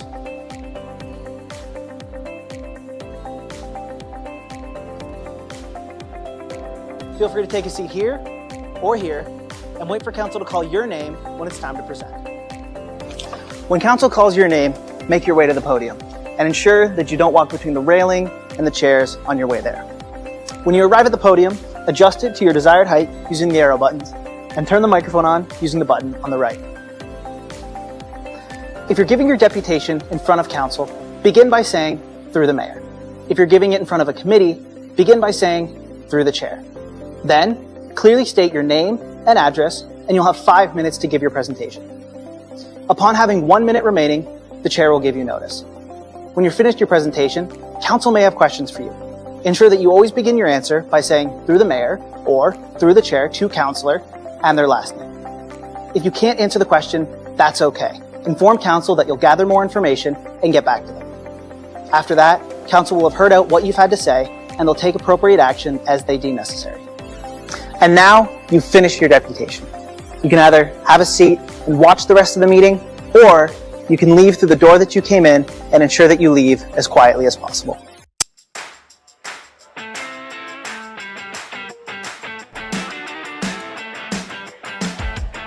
Hey Norfolk County, my name is Anna and I'm here to share some water safety tips to keep you and your family safe around the water. Knowing how to swim is a life skill and an essential part of staying safe and having fun. Swimming lessons are the best way to learn essential swim survival skills to recover from a fall into deep water. Think you're too old for lessons? There are programs designed for teens and adults as well. With so many lakes and rivers, Canadians of all ages are avid boaters. Always wear a life jacket, it could save your life. Never swim alone, regardless of age and skill level. Always swim with a buddy. A buddy can throw you a buoyant aid if you get into trouble. When possible, wade into unknown waters to prevent injury. Backyard pools are a great place to make family memories. But remember, if you are not within arm's reach of your child in and around the water, then you've gone too far. Drowning can occur in as little as 10 seconds and it is silent. Every drowning death is preventable. Take time to educate yourself and those around you to ensure you're staying safe and having fun around the water. For more information, visit norfolkcounty.ca/watersafety.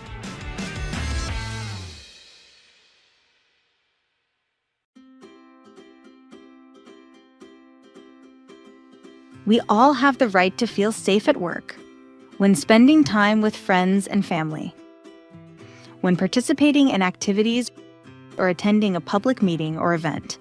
Norfolk County is committed to ensuring our spaces and workplaces are safe. Our Respect and Responsibility policy outlines the code of conduct for employees, patrons, contractors, volunteers, coaches, and spectators. This code of conduct also applies to phone calls, emails, and virtual and social media platforms. We all play a part in fostering a respectful and safe environment. Inappropriate behaviors such as swearing, name-calling, verbal and physical threats, physical violence, harassment, and vandalism will not be tolerated. Staff have the right to take action when incidents occur.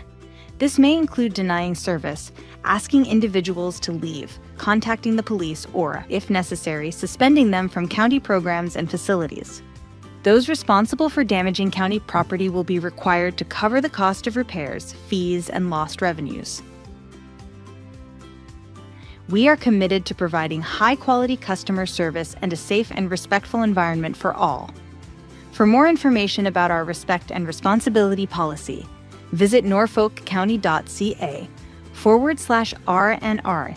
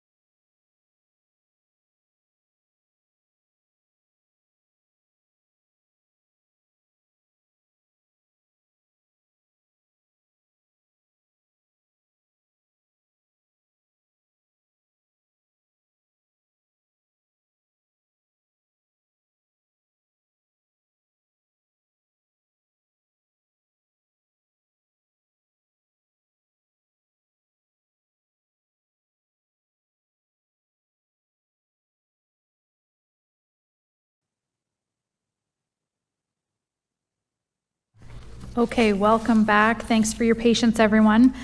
I skipped over public hearing committee meeting minutes, which is item 10.1, 2, and 3 on the agenda. Public hearing September 3rd, public hearing July 22nd. Oh, just 10.1 and 10.2, and July 22nd, 2025. So could I please have a mover and a seconder? Thank you. Councillor Vandendriessche, Councillor Duthie, all in favor? Thanks very much for catching that. And then with 2/3 majority, there's been a request to move the Forestry Farm gas well report up so that folks don't have to wait any longer than we've already put them through. Is there a mover and seconder for that? Councillor Huffman moves, Councillor Vandendriessche seconds. All in favor? Any opposed? Okay. I'm going to turn it over to Mr. Cridlin, General Manager of Community Development Services, for report CDS 25064. Thank you, Madam Mayor, and to County Council. I do have some brief notes on the report itself, and I will be quick on those, and then I'm going to try to answer some of the questions that the deputation have posed. So to start with, CDS 25064 Forestry Farm Road gas well update. As Council will recall, at the last update on the Forestry Farm well report was in July. July report update was to inform Council of the findings of the groundwater study. And the findings pointed out that we should be moving from trying to locate and plug this well to taking a broader view and a different approach. Staff are pleased to update that I have a number of developments and updates to play since the July meeting. First of all, I'll start with the AMO conference. CAO Menace is not here, but when him and I believe it was Councillor Very met the Minister of Natural Resources there, it was a very open meeting. It was still shared support from the minister level. They had said that they are going to work on improving communications around this gas well issue, and they are also pledged to move to a solution, and this included hiring of a project manager. Next thing to mention is M&R had set, or I believe have set, an October 7th meeting to update our residents. It's been a while, but I think with, as we'll talk about in the report here, all the information that's come our way and things that have been completed, it's definitely time for a residents meeting. And those meetings are not just going to be the 7th. I've had word from the ministry that these meetings will be set, whether it's monthly or as things come up. So the residents should be better informed what's going on. M&R have also set up bi-weekly meetings with county staff, and we have had 2 or 3 of those, and as we worked through the report, a lot of our hard work has already came up in those. The July report mentioned a multi-ministerial meeting. That has already happened with the ministry, which has led to bringing in a temporary degasser system to be set up on the Forestry Farm well. I want to say that this is just a temporary relief, hopefully. It'll be something that's monitored to its success. I'm trying to get my day straight here, but I believe this is the week that the equipment will be moved in. So residents and the public will see the unit itself is not much bigger than a small sea container, and there will be a sea container for storage. There'll be a diesel generator with it, and a few water tanks is what I'm told. Once on site, it'll take probably 2 to 3 weeks to be hooked up and be running. So I'll definitely keep everybody up to date on that. So I think that's a huge step. I just want everybody to know that this is temporary, and it is to be monitored of its success. This technology is used in landfills and industrial settings, and we believe will limit some of the smell of the H2S. Another thing that was discussed was the hiring of the project manager from the ministry down, and as in the report, Acus and Realis have been suggested or have been recommended, and this is what staff is asking for council to approve today as a single source for this firm to move ahead. And we also need council to approve our finance staff moving ahead with provincial transfer agreement. And what this agreement allows, it's no different than what we did for the groundwater study or previous work there. We get the contractor in place. We can move a little faster than the ministry. The ministry would have been 4 months hiring somebody, and they are on the books for 100% of all cost, and the agreement will spell that out. The project manager, as we are hiring them, will It's paid by the ministry. However, we will have weekly, daily, whatever meetings we want with the project manager, and that includes having residents at the meetings as well, and ministry staff. And this, again, we will then have a true line through the project manager back to council. So I think the days of wondering what's up in 3 or 4 months between updates are gone. They are going to hit the ground, and they actually want to get things going now. So with that, I think I will go to some of the questions that were posed by the deputations. I'm going to start with Austin's, and if I forgot any, please let me know. So Mayor Martin was kind enough to forward me Austin's email, and his first question is, on what grounds did the M&R recommend hiring Atkinson Realis instead of Mount Rose? I think the way I can answer that is the ministry works with dozens of consultants, engineering firms across Ontario. And when they went through their list of who works for them, they did shortlist. I believe there were 4 that were brought forward, ministry, and I was on those interviews. They were given the information on the Forestry Farm gas well site. They came with information that they've learned. There was an interview, and out of that, it was decided on going with this firm. I can't comment on why it wasn't Mount Rose. Again, it was competitive, and the ministry has in-depth knowledge on these dozen firms that they work with, what they're capable of, and resources they have. Talks about experience in education that Atkinson Realis, the project manager, will have. Again, that was through the interviews that they have. What the ministry and what we saw were above the other folks to come in, and so we have great. We think there'll be a really good chance of success on this. Also, Austin has asked, is it possible for Norfolk County to engage either Mount Rose or Geothermal, 2 past firms that have been involved in this project, on a monthly or quarter basis? I don't know in the future that might be possible, but right now, I think we need to let the new firm get in, digest the past studies, and see where they're going to go. Because right now, there is nothing for these groups to comment on. I do know municipal work. There are peer reviews where you can hire an outside, a third-party engineering group to monitor what we're doing. Right now, the plan of moving forward is still open. They need to do a lot of background study and get there. There also could be the problem where the ministry does hire Mount Rose. I'm not sure about geothermal for many jobs within the ministry, and sometimes if a firm is doing a peer review, it cuts them out of work, or if they're doing work for the ministry, they may not be able to peer review. So I think these can be better answered, and I'll say 1 or 2 months down the road when we know what exactly is going to move forward. So right now I'm going to just leave that at that. Hiring either to represent Norfolk on a technical basis should prevent any potential delays or efficiencies that could arise. I think what I can tell council and the residents are, by Norfolk County actually hiring this firm, we're going to be at the table.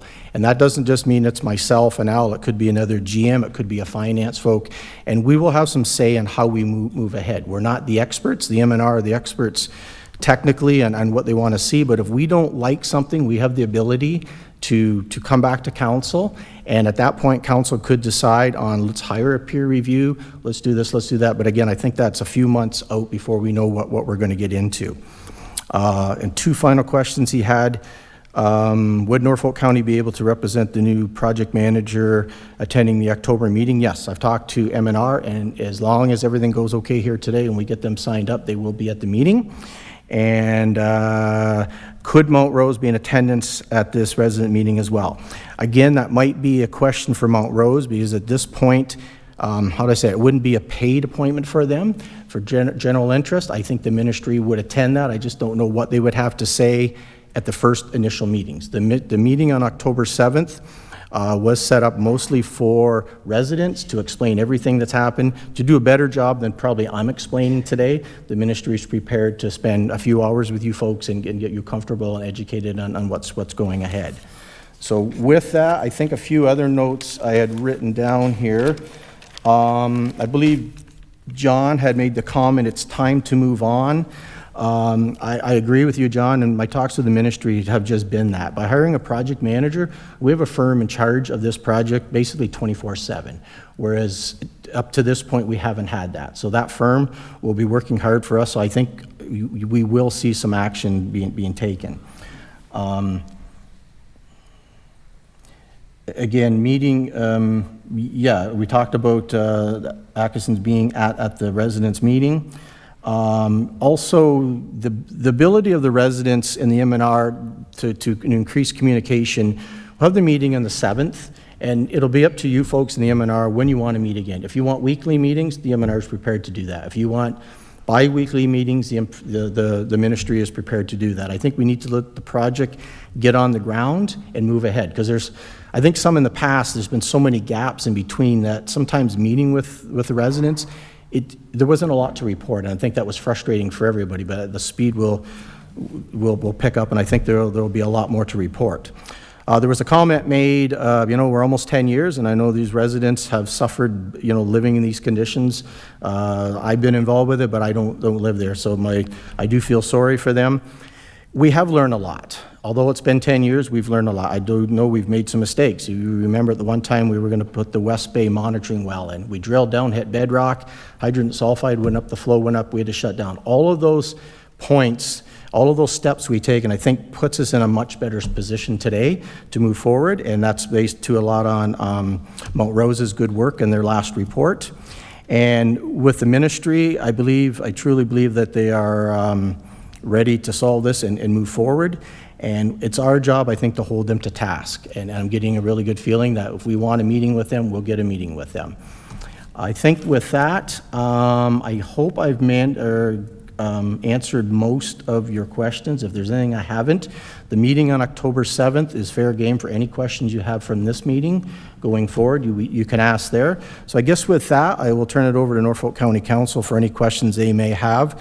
And there are two recommendations: are single sourcing of the consultant and just allowing staff to enter with the province for a transfer of funds to cover all costs associated with next steps. Thanks, Bill, and thanks for your work on this. Councillor Berry. Excuse me. Thank you, Mayor. Through you to, I guess, to council or to the public and everything else, just to let you know how much work staff had done before we even got to that meeting at AMO. I just want to give you a quick sense of what we got. As soon as we walked in, when I say we, Al and I, the minister greeted us, and Al started to talk about the issue, and the minister immediately cut him off in a very friendly way and just said, look, we've got things to tell you. And the reason that he was already ready to go was, he said, because of the excellent work that our staff had done to prepare his staff to prepare him. So I want to put that out there to the public, that as soon as we got that report in July, that they started right away, and by the time we got to AMO, the requests that we had in our binder and the things that we thought we were going to have to talk about had already been solved by Bill and team. So I just want to let everyone know the excellent work that they did to get us to that position. Everything Bill is saying, yeah, that's exactly what happened. The only thing that we asked for on top of what Bill said when Bill didn't mention it was just that they had done some communications about similar issues, and I just said, would you help our team with not only the wording, but also just with the strategy and the management, and they said absolutely. So again, I just wanted to tell everyone the great work that staff did to prepare us and how much of a difference they've made. And I also just have a question for Bill, if that's okay. Can I ask a question right now? So Bill, you mentioned that the meetings can be with staff and residents can join. Is there an opportunity for council to be at those meetings too, or did you say that already? If you said it and I missed it, I apologize. But if not, are we able to? Yeah, through the mayor. In the past, there were a few councillors that did attend, and I think we're in a new chapter here where the residents meeting will be on the 7th, and I will bring that up with the ministry on our next staffing level on just how we intermix these groups, and I'm hoping that they're going to work on a schedule, because there's certain probably highly technical meetings that'll go on between the consultant and the engineers of the M&R that are probably going to bore us all, but the other stuff that is more near and dear to our heart of things that are going to be done, I think they'll do the mix on that. So I would say anything's open now. We want to make sure it's transparent and open communication, so nobody's going around. I've had calls. We have heard nothing for months. It's awkward. This way, it's going to be there, and there will be a process set up for that communication. Yeah, and if I can go through the chair again. So I just wanted to clarify that, because I know that sometimes councillors shouldn't necessarily be in meetings with staff and things. So I don't want to give the impression of giving direction, but I do think that when residents are there, it would be helpful if councillors, who wanted to be there, could be here to hear the same things they hear, so we're all on the same page. So it sounds like you're thinking that's okay, and if that's the case, then I'd appreciate some follow-up on that. Yeah, that's, thank you, and through the chair, minutes will be taken as well, and I think we have minutes of those, so those could be passed along to anybody as well that's not there. Thanks very much, Bill. I appreciate everything you've done here. Councillor Van Andrieschie. Thank you, Madam Chair, and through you. Bill, thank you for that report. I am pleased that we're moving forward. I don't know how much faith I have in the fact that we're changing on the fly here, but do you think that Atkins Realis is going to hit the ground running? Or have they got everything they need and information so that we can move, relatively quickly in this process? Because it has been a long time, but I need to be assured that we think that making the change isn't going to hold us up if there is an agreement here or there. So do you feel that that was a good choice? And obviously you didn't have anything to do with it. But at the end of the day, do you think their learning curve will be very small, that they've been keeping up with the issue? Number one. Through the mayor to councillor. Yeah, good question. And I think I can answer that it better be, or we hope so. When the ministry works with dozens of consultants, they know the capabilities, they know the resources they have, they know the work they're capable of. They've already got most of the Mount Rose information that was public, and they came to those interviews with that information. They didn't come in, where's Norfolk, what's this about? They had a lot of good pointed questions. They were already digging into it, and that was part of the interview to see just how they come. So to answer that, yes, I believe so, and that is the ministry's hope as well. We need to. And obviously we're going to set out a timetable and a work plan so that we can see a schedule of success. Is that a possibility as well, coming back to council with the success stories that we're going to be looking at, or the steps?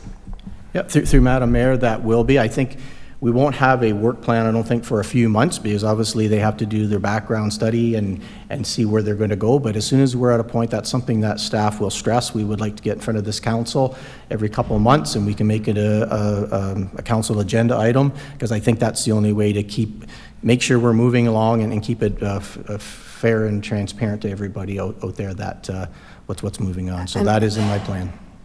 Perfect. And I too would like, as a councillor, especially in the ward, to be able to be an observer in some of these meetings, because it's important to keep abreast of what is going on and the contentment of the actual individuals involved. So I'm hoping that is possible as well. Any other questions for staff? Councillor Columbus, then Michelle. Thank you, Madam Mayor. In the past, our fire department, I believe, has been involved with monitoring the site for exposures.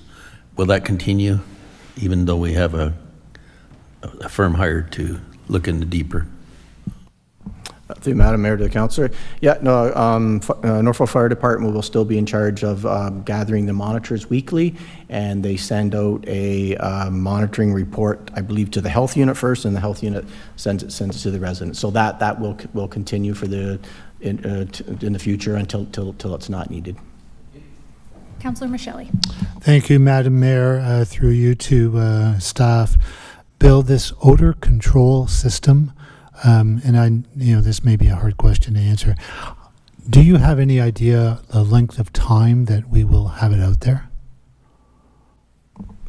Through the mayor to the councillor, it's my understanding that it is temporary, but it will be on site as long as it is making an impact until a longer term solution is found.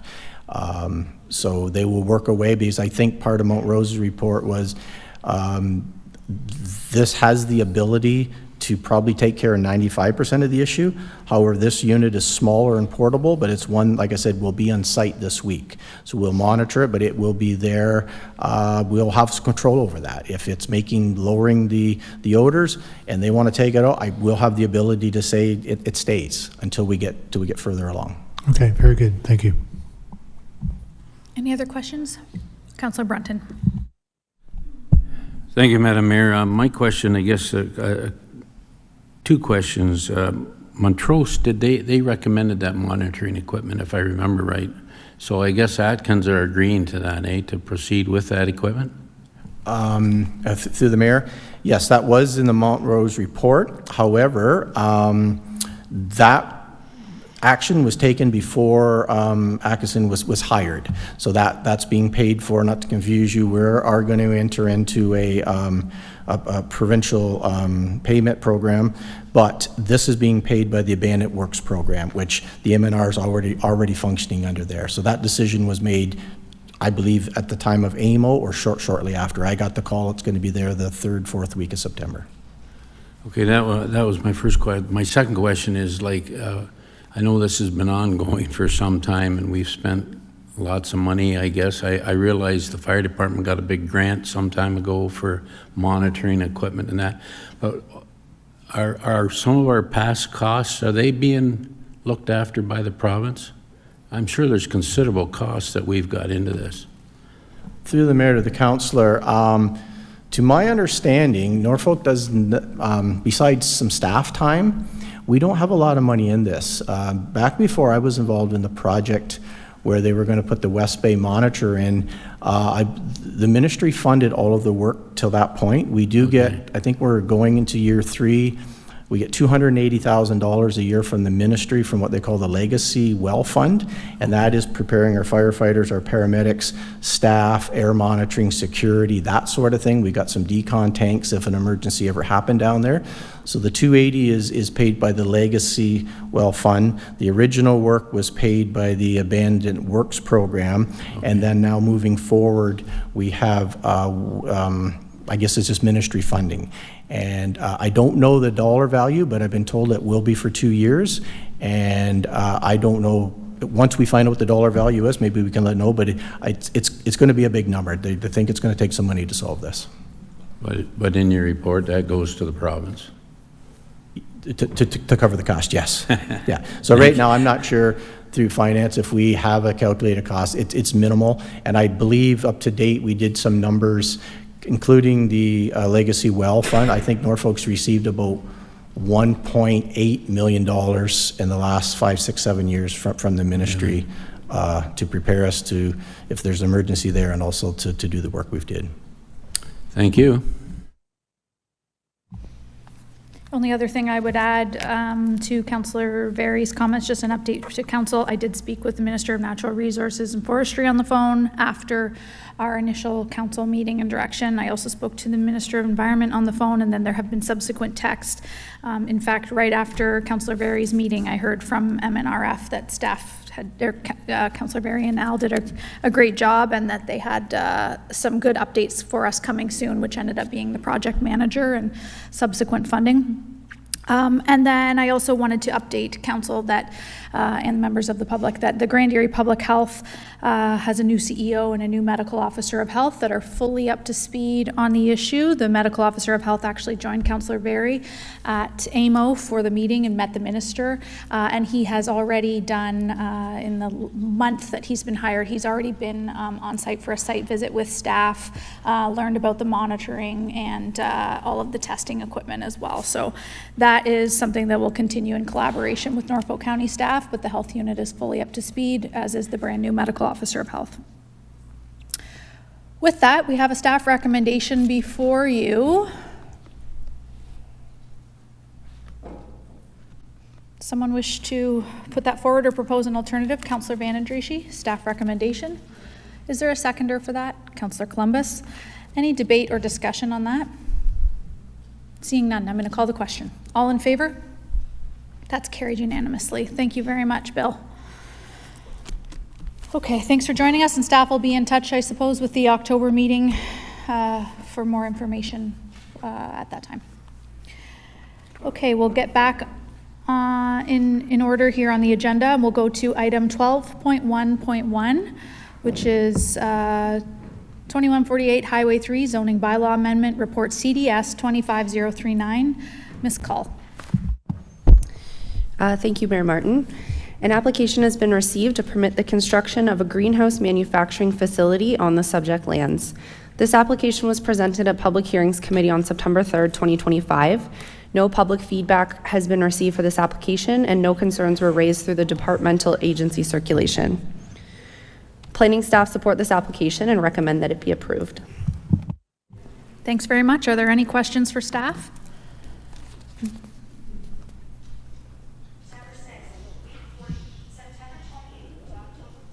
Seeing none?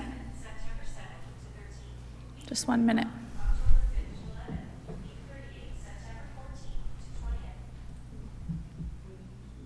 Okay, we have a mover and a seconder for the staff recommendation, moved by Councillor Van Andrieschie, seconded by Councillor Van Passen.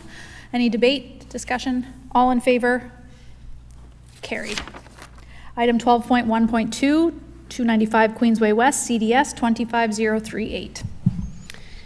An application has been received to permit the establishment of a furniture store on the subject lands. This application was presented at Public Hearings Committee on September 3rd, 2025. No public feedback has been received for this application, and no concerns were raised through the departmental and agency circulation. Council requested at the public hearing that the Downtown Simcoe BIA be circulated for comment. The comment was not received in time to include in the staff report, but the BIA has indicated no concerns with the subject application. Planning staff support this application and recommend that it be approved. Thanks very much. Questions? Staff recommend. Oh, Councillor Brunton, please.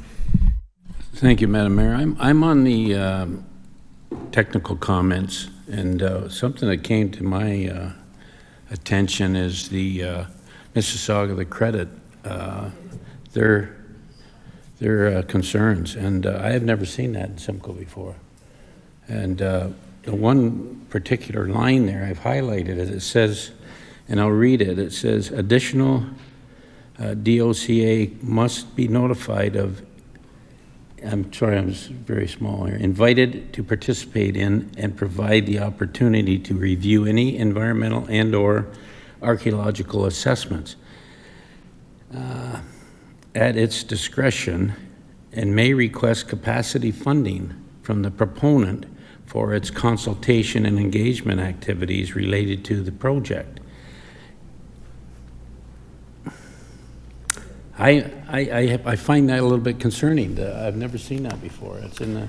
Planning staff can comment, but it's new provincial regulation where all of our planning files must be circulated, as I understand it, not only to Mississaugas of the Credit First Nations, but to Six Nations as well. So, well, and if I may, I see Six Nations comments right under it, which is nothing. no comments received. And but this it somewhat bothers me. I've never seen that in Simcoe before. Do you want to add any comments? Sure, through the mayor to Councillor Brunton. So they did specify that they, for this one, have no questions or comments at this time. I think this is standard wording they include for our planning applications.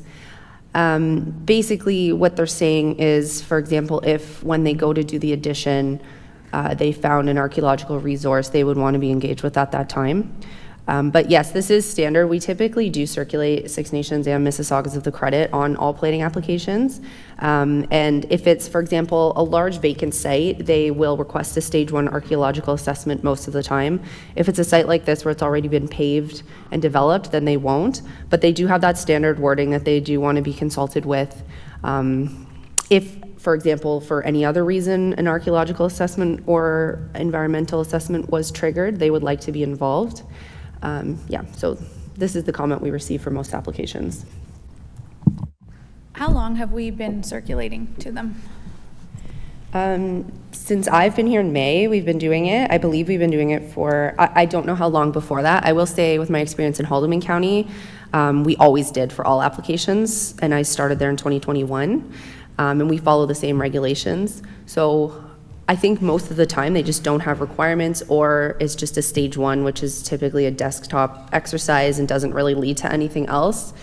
But I just know since I've been here, it's been standard. Okay. All right, is there a mover and a seconder for that? Councillor Berry, Councillor Huffman, all in favor?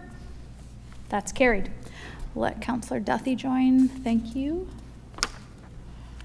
And we'll move along to item 12.1.3, zoning bylaw, CDS 25056. Okay, bear with me 1 second, please. I'm just going to share my screen and put the site plan up for everyone.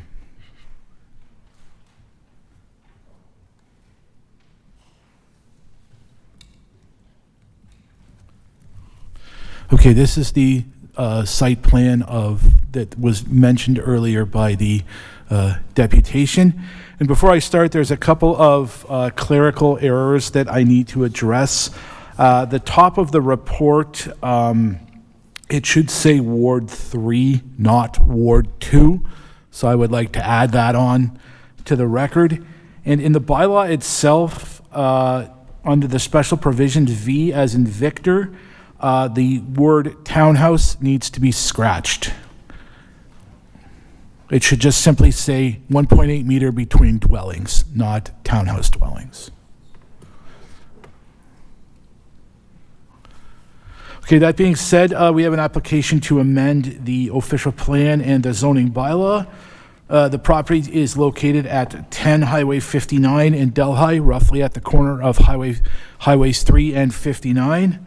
The application was heard at the public hearing committee meeting on July 22nd.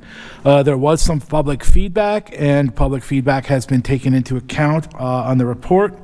The application would amend the official plan to redesignate a portion of the subject lands from commercial to residential, and to amend the zoning bylaw from development zone and service commercial to residential to type 4.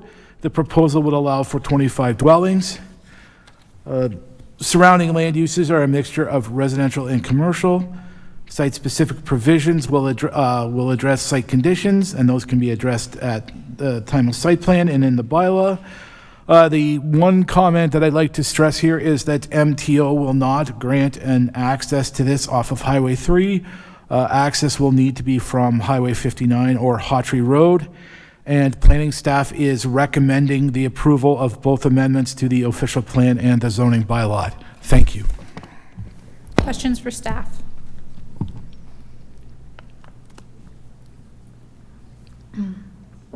Someone wish to move the recommendation, propose an alternative?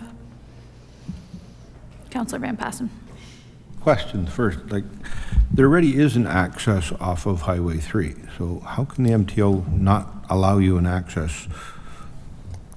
Through the chair to Councillor Van Passen, I don't know the status of that access. I've driven by the site several times. It's just a gravel path between buildings, so I don't know who owns that. I don't know if that's part of one of the adjoining properties, but we have two letters from the MTO saying they will not grant an access to the residential development off of Highway 3. So is it the change, they won't change an access to a commercial access? Like right now that access gets to this property and gets to the factory next door. They both come in off the same place. But. Through the chair, I'm unaware of that. I'm just going by what MTO has provided to me in a letter. So they tried to change it and they can't, right? Oh, yeah. Councillor Columbus. Yes, I believe that the owner of the property can probably clarify that. He's sitting right behind me here, as to who owns that property and has control of that property off the Highway 3. You want an answer to that, Councillor Van Passen? Well, I think they have tried, we sent them back last time to try again. And from the comments in the staff report, I think they have been in contact with the MTO and they've told them no again, so. Okay. All right, well, we have the matter, oh, sorry, please go ahead, Councillor Van Andriesch. Thank you, Madam Chair. Is this a point in time when there was a discussion over the sidewalks? Is this something that can be brought up at this point? Or, oh, okay, it can be brought up. If it is the desire of the applicant not to have sidewalks, and we really don't have an objection that they don't have sidewalks, can we put that in now, that sidewalks are not necessarily required? We could, or we could put that in at time of site plan. That we could put that in as a item in a site plan agreement. To Councillor Van Passen's point earlier, council has no real assurances because we don't see site plans, so Ms. Call had suggested we could provide direction today. Councillor Breton. Yeah, thank you, Mayor Martin. I listened to the conversation very clearly from the gentleman about sidewalks, and I got thinking about it, and this is a condominium, correct? Am I correct? Yes. Okay. I can name 5 condominium developments right here in Simcoe, some very recent, with no sidewalks, period. and they seem to function very well. And if you look at them, they have a very narrow paved road in them too. And it's none of our responsibility. It's the owner and the condominium corporation that have to look after it. So I sympathize with the gentleman. If they don't want sidewalks, don't have sidewalks. Okay, so we have a motion before you that deals with the zoning, and then we can provide a separate motion for direction on the sidewalk. So is there a mover and a seconder for the staff recommendation? Councillor Berry, Councillor Van Andrieschie, all in favor? Go ahead. I was opposed to this, or, well, you probably got the sense I was opposed to it, because I think it's a terrible waste to get rid of commercial property that's at the intersection of major roads. But I also look at the properties, somebody buys a piece of property in good faith, that at some point in the past, somebody in their great wisdom put half or most of the property into residential zone and only a small portion in commercial. So we have to in order to turn this down, you'd have to undo a mistake from the past and put it back the way it should have been in the first place. But here we are, the developer wants to move forward, bought it in good faith. This is what the zoning is, wants to change a small portion that is still commercial to residential so he can create this. So, and, sent them back to try again to, I have no problem changing a bunch of the residential to commercial, but what would be the point to doing that if the MTO won't let them get access to it? So, for a government that wants development and everything looked after, they seem to throw up their own roadblocks within their own little silos.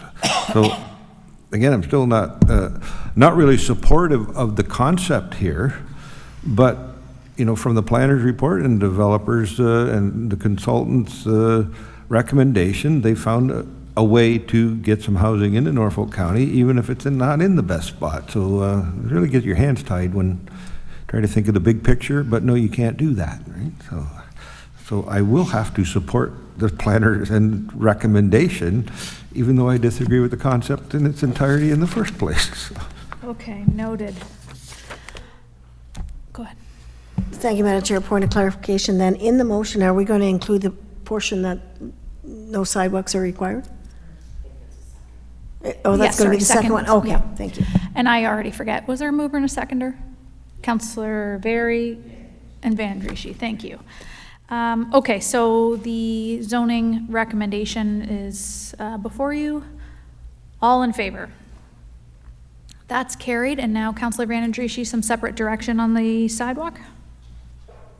Yes, to me, if there's a motion or a comment that can be had that we don't require those particular sidewalks, as was explained by Doug Brunton, that many of them don't. So if we could put it in there, we feel confident that it will satisfy the applicant then.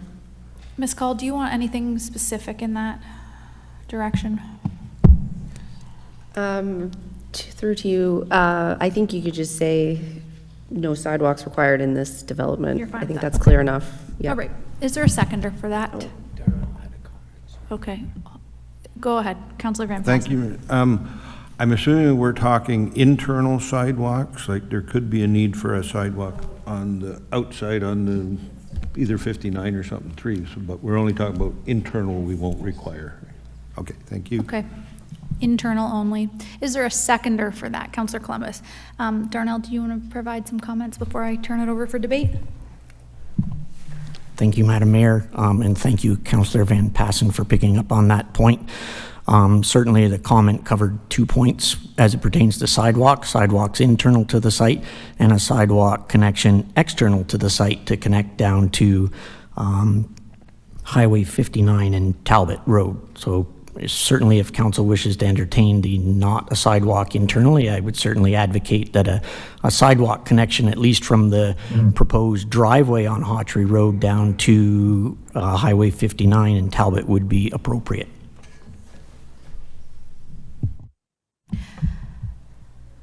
So is it sufficient that our motion says internal and we can leave the rest to staff? Is that understood? That's appropriate, yes. Okay, all right. There's a mover and a seconder. Is there any comments or debate? All in favor? That's carried unanimously. Thank you very much. Councillor Brunton. That's a question. I didn't ask it earlier. I'm not that familiar with the area. Is this on a, no sewage system up there, is there? On this development? Is it all, is the water come out of, where, how is the serviced, I guess? Through the chair to Councillor Brunton, I'm going to defer that question to Mr. Lambert. And maybe Mr. Lambert can fill that in offline because we've already passed the motion and it's Okay, only. thanks. Thanks. Okay, moving on, we have item 12.1.5, which is Realty Services Report, CDS 25051. Thank you. Good afternoon, Madam Mayor and members of Council. Report CDS 25-051 is being presented to Council in follow-up to Report CS 24-076 and CS 24-104. Just as a reminder to Council, as per policy EBS 22, all road closure applications are heard in open session meetings. The first report is brought forward to a Public Hearings Committee meeting, and the recommendation report is brought forward to a Council meeting. Realty staff have a standard template to report back to Council for road closure and conveyance applications, which includes the valuation either through the standard pre-approved Council valuation or in unique circumstances such as this, an appraised value. Staff also include any information that supports the recommendation or address any concerns brought forward by the applicant. And as we are not negotiating a land deal, these are heard in open session. At the Council meeting of October 16th, 2024, Council directed staff to obtain a draft reference plan of the subject lands and engage in further discussions with the applicant. After further discussion, staff also obtained a technical peer review of the original appraisal.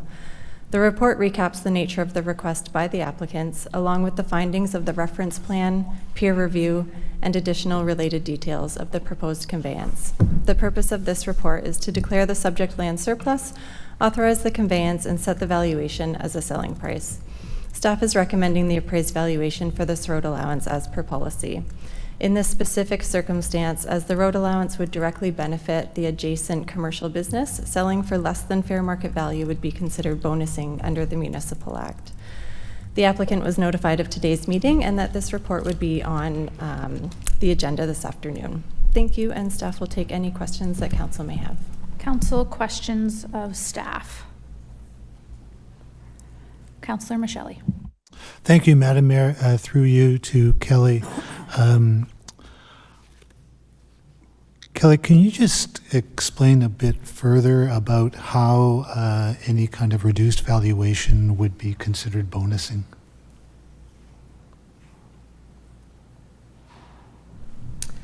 Through you, Madam Mayor, to Councillor Michelli.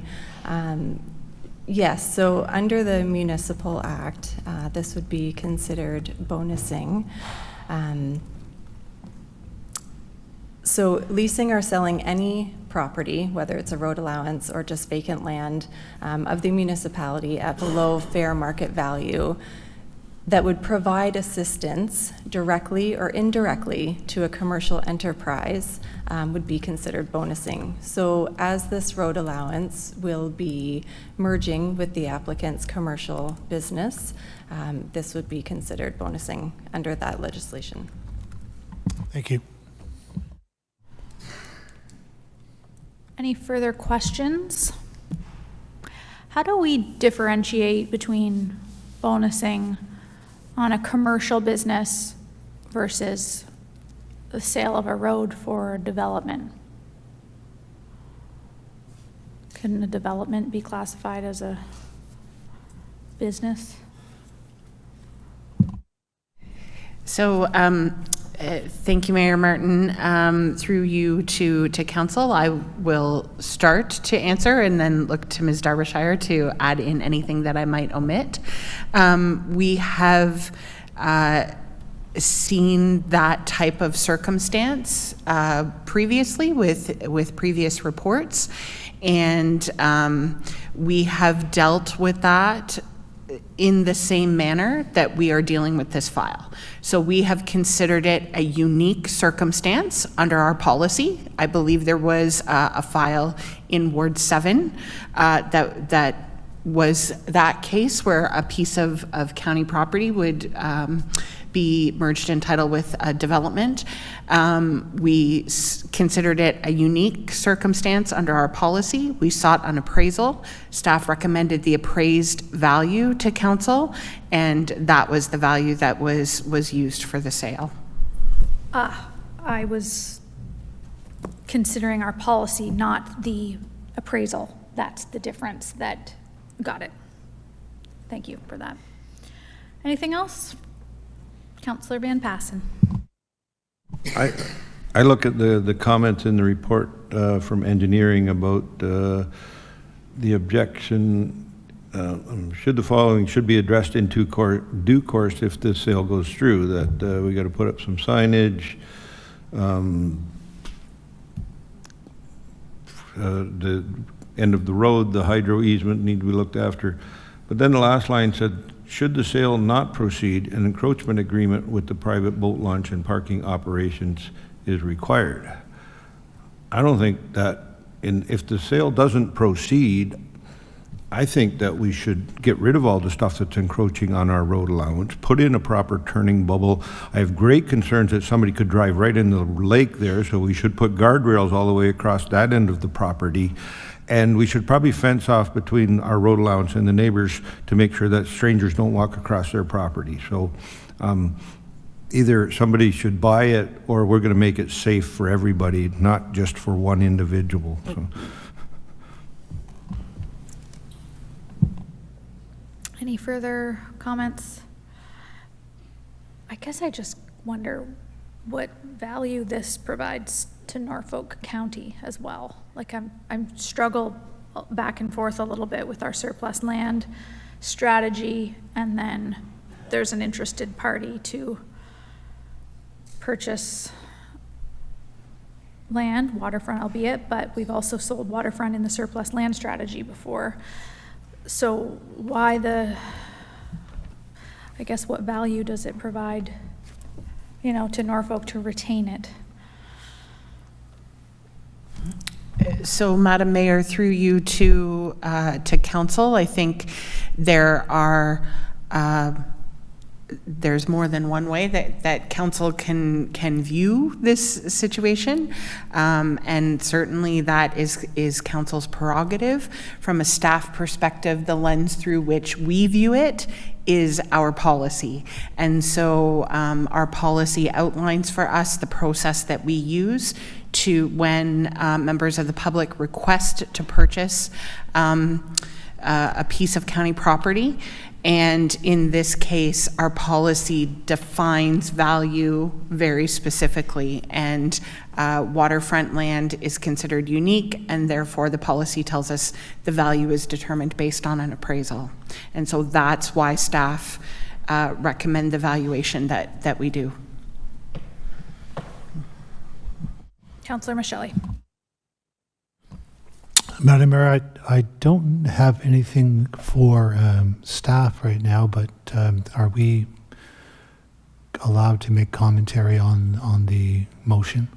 Why don't we get it on the floor? Is there a mover and a seconder for staff recommendation or an alternative? Councillor Michelli. County, if you just kind of have a look at maybe page 307 of the report. 307 of the report, it indicates that staff have completed an in-person site inspection of this road, Livery Lane, and they confirmed that the portion of the road requires considerable amount of maintenance and staff time to bring it up to an acceptable standard for public access. And by the way, that is every single year that's required. There are, as it says, several uneven potholed areas along the portion of road, making it difficult to navigate, causing water accumulation. And just going further, that the maintenance and repair of the road moving forward, if the applicants are going to be responsible for it, the potential purchaser, it's going to result in Norfolk County no longer being responsible or liable. And I want to maybe emphasize the word liable. There is always on that road a potential for damage to vehicles, boat trailers, boats because of the condition of that road that occurs. And again, it's not necessarily the fault of Norfolk County staff whatsoever, but that road, because of the nature of it and its location, does get a lot of wear and tear, and it is a source of constant maintenance. So that would provide yearly cost savings to Norfolk County. And in a basic sense, it is of absolutely no real use to Norfolk County, but of great use to the applicant. So this, to me, is a win-win for the county and for the applicant. Norfolk County can rid itself of a huge liability, honestly, and put some of these funds into our land reserve. So I do think that this proposed purchase by the applicant is probably one of the more sensible things we can do today. Thank you. Okay, is there any other debate, or can I call the question? I will call the question. All in favor? And that's carried unanimously. Thank you. That is it for staff reports, so we will move along to bylaws. First today we have a third and final reading of bylaw 2025-27. Can we get them put up on the screen so I don't have to read the countless bylaws, or is that a lot of back and forth? No, there's some long ones, so that would be great. Thank you. Okay, it's on the screen before you. I'm looking for a mover and a seconder to approve bylaw 2025-27 for a third and final time and pass it in open council. Councillor Van Adrishi, seconded by Councillor Very. All in favor? Carried. Do we have a council member wishing to speak to any of the other bylaws before us for approval? Yep. Put the last 13.1 back up. Sorry, can you turn your microphone on? Madam Mayor, I do believe one of those bylaws includes the 395 Queensway East or West that one of our councillors had declared a conflict on, and I assume that he probably just forgot that he should have. So maybe if we could pull that one to deal with separately, please, Mr. Clerk. Okay. Yep. That is 1311 that we will do separately. Okay. So that former motion is still good. So could we passed all the bylaws except for 1311. And yeah, which is bylaw 2025-63. So the recommendation that bylaw 2025-52 to 2025-53 to 2025-62 and 2025-64, 2025-65, 2025-66, and 2025-68, so that's all of them except for Councillor Duthie's conflict, be read a first, second, and third time and finally passed in open council. Mover and a seconder? Councillor Very, Councillor Huffman, all in favor? Carried. And then the last one, Councillor Duthie's stepping away.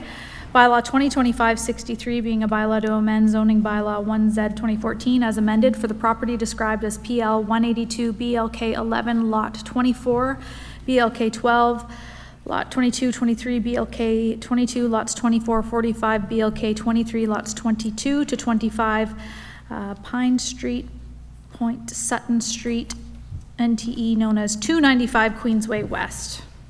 Councillor Van Passen? Should have just read the address there. Seconder? Councillor Very, all in favor? Carried.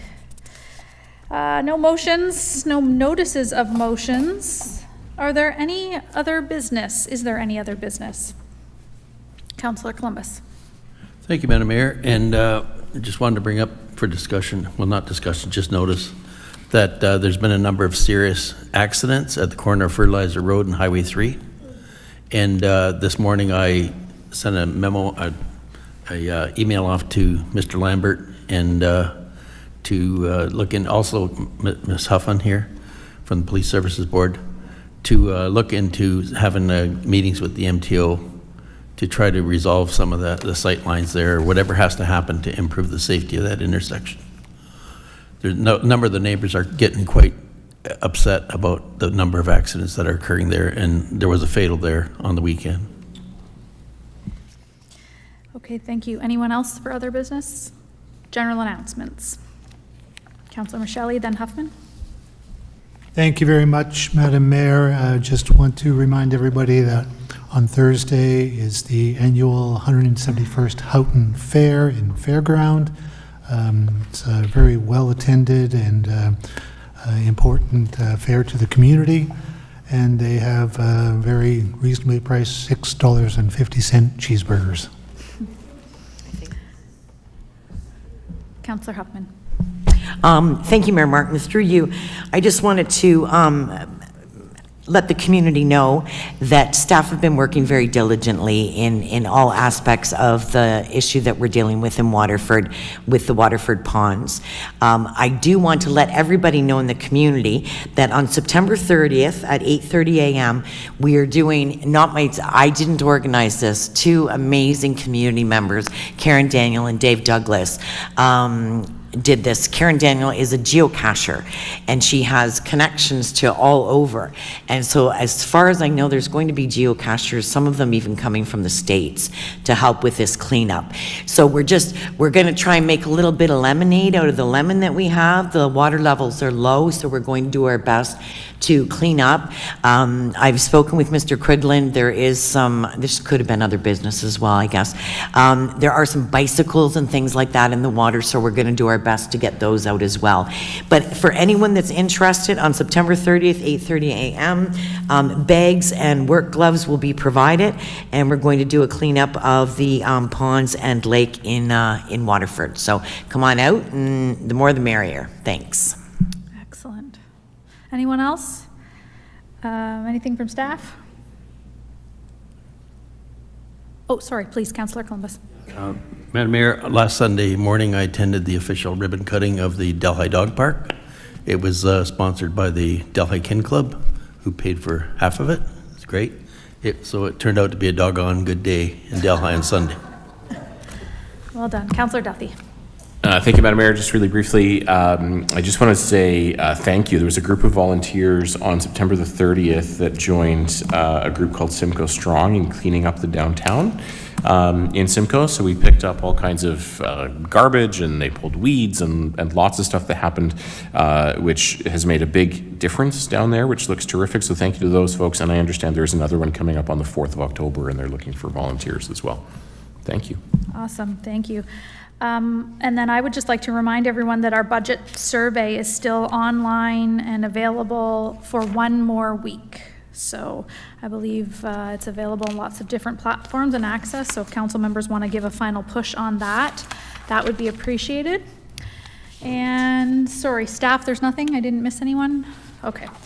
Confirming bylaw. May I have a motion to approve bylaw 2025-69 being a bylaw to confirm the proceedings of council? Councillor Huffman, Councillor Vanadrishy, all in favor?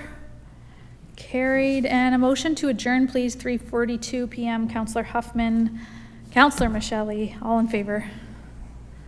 Carried. Thank you very much, everyone. Have a great night.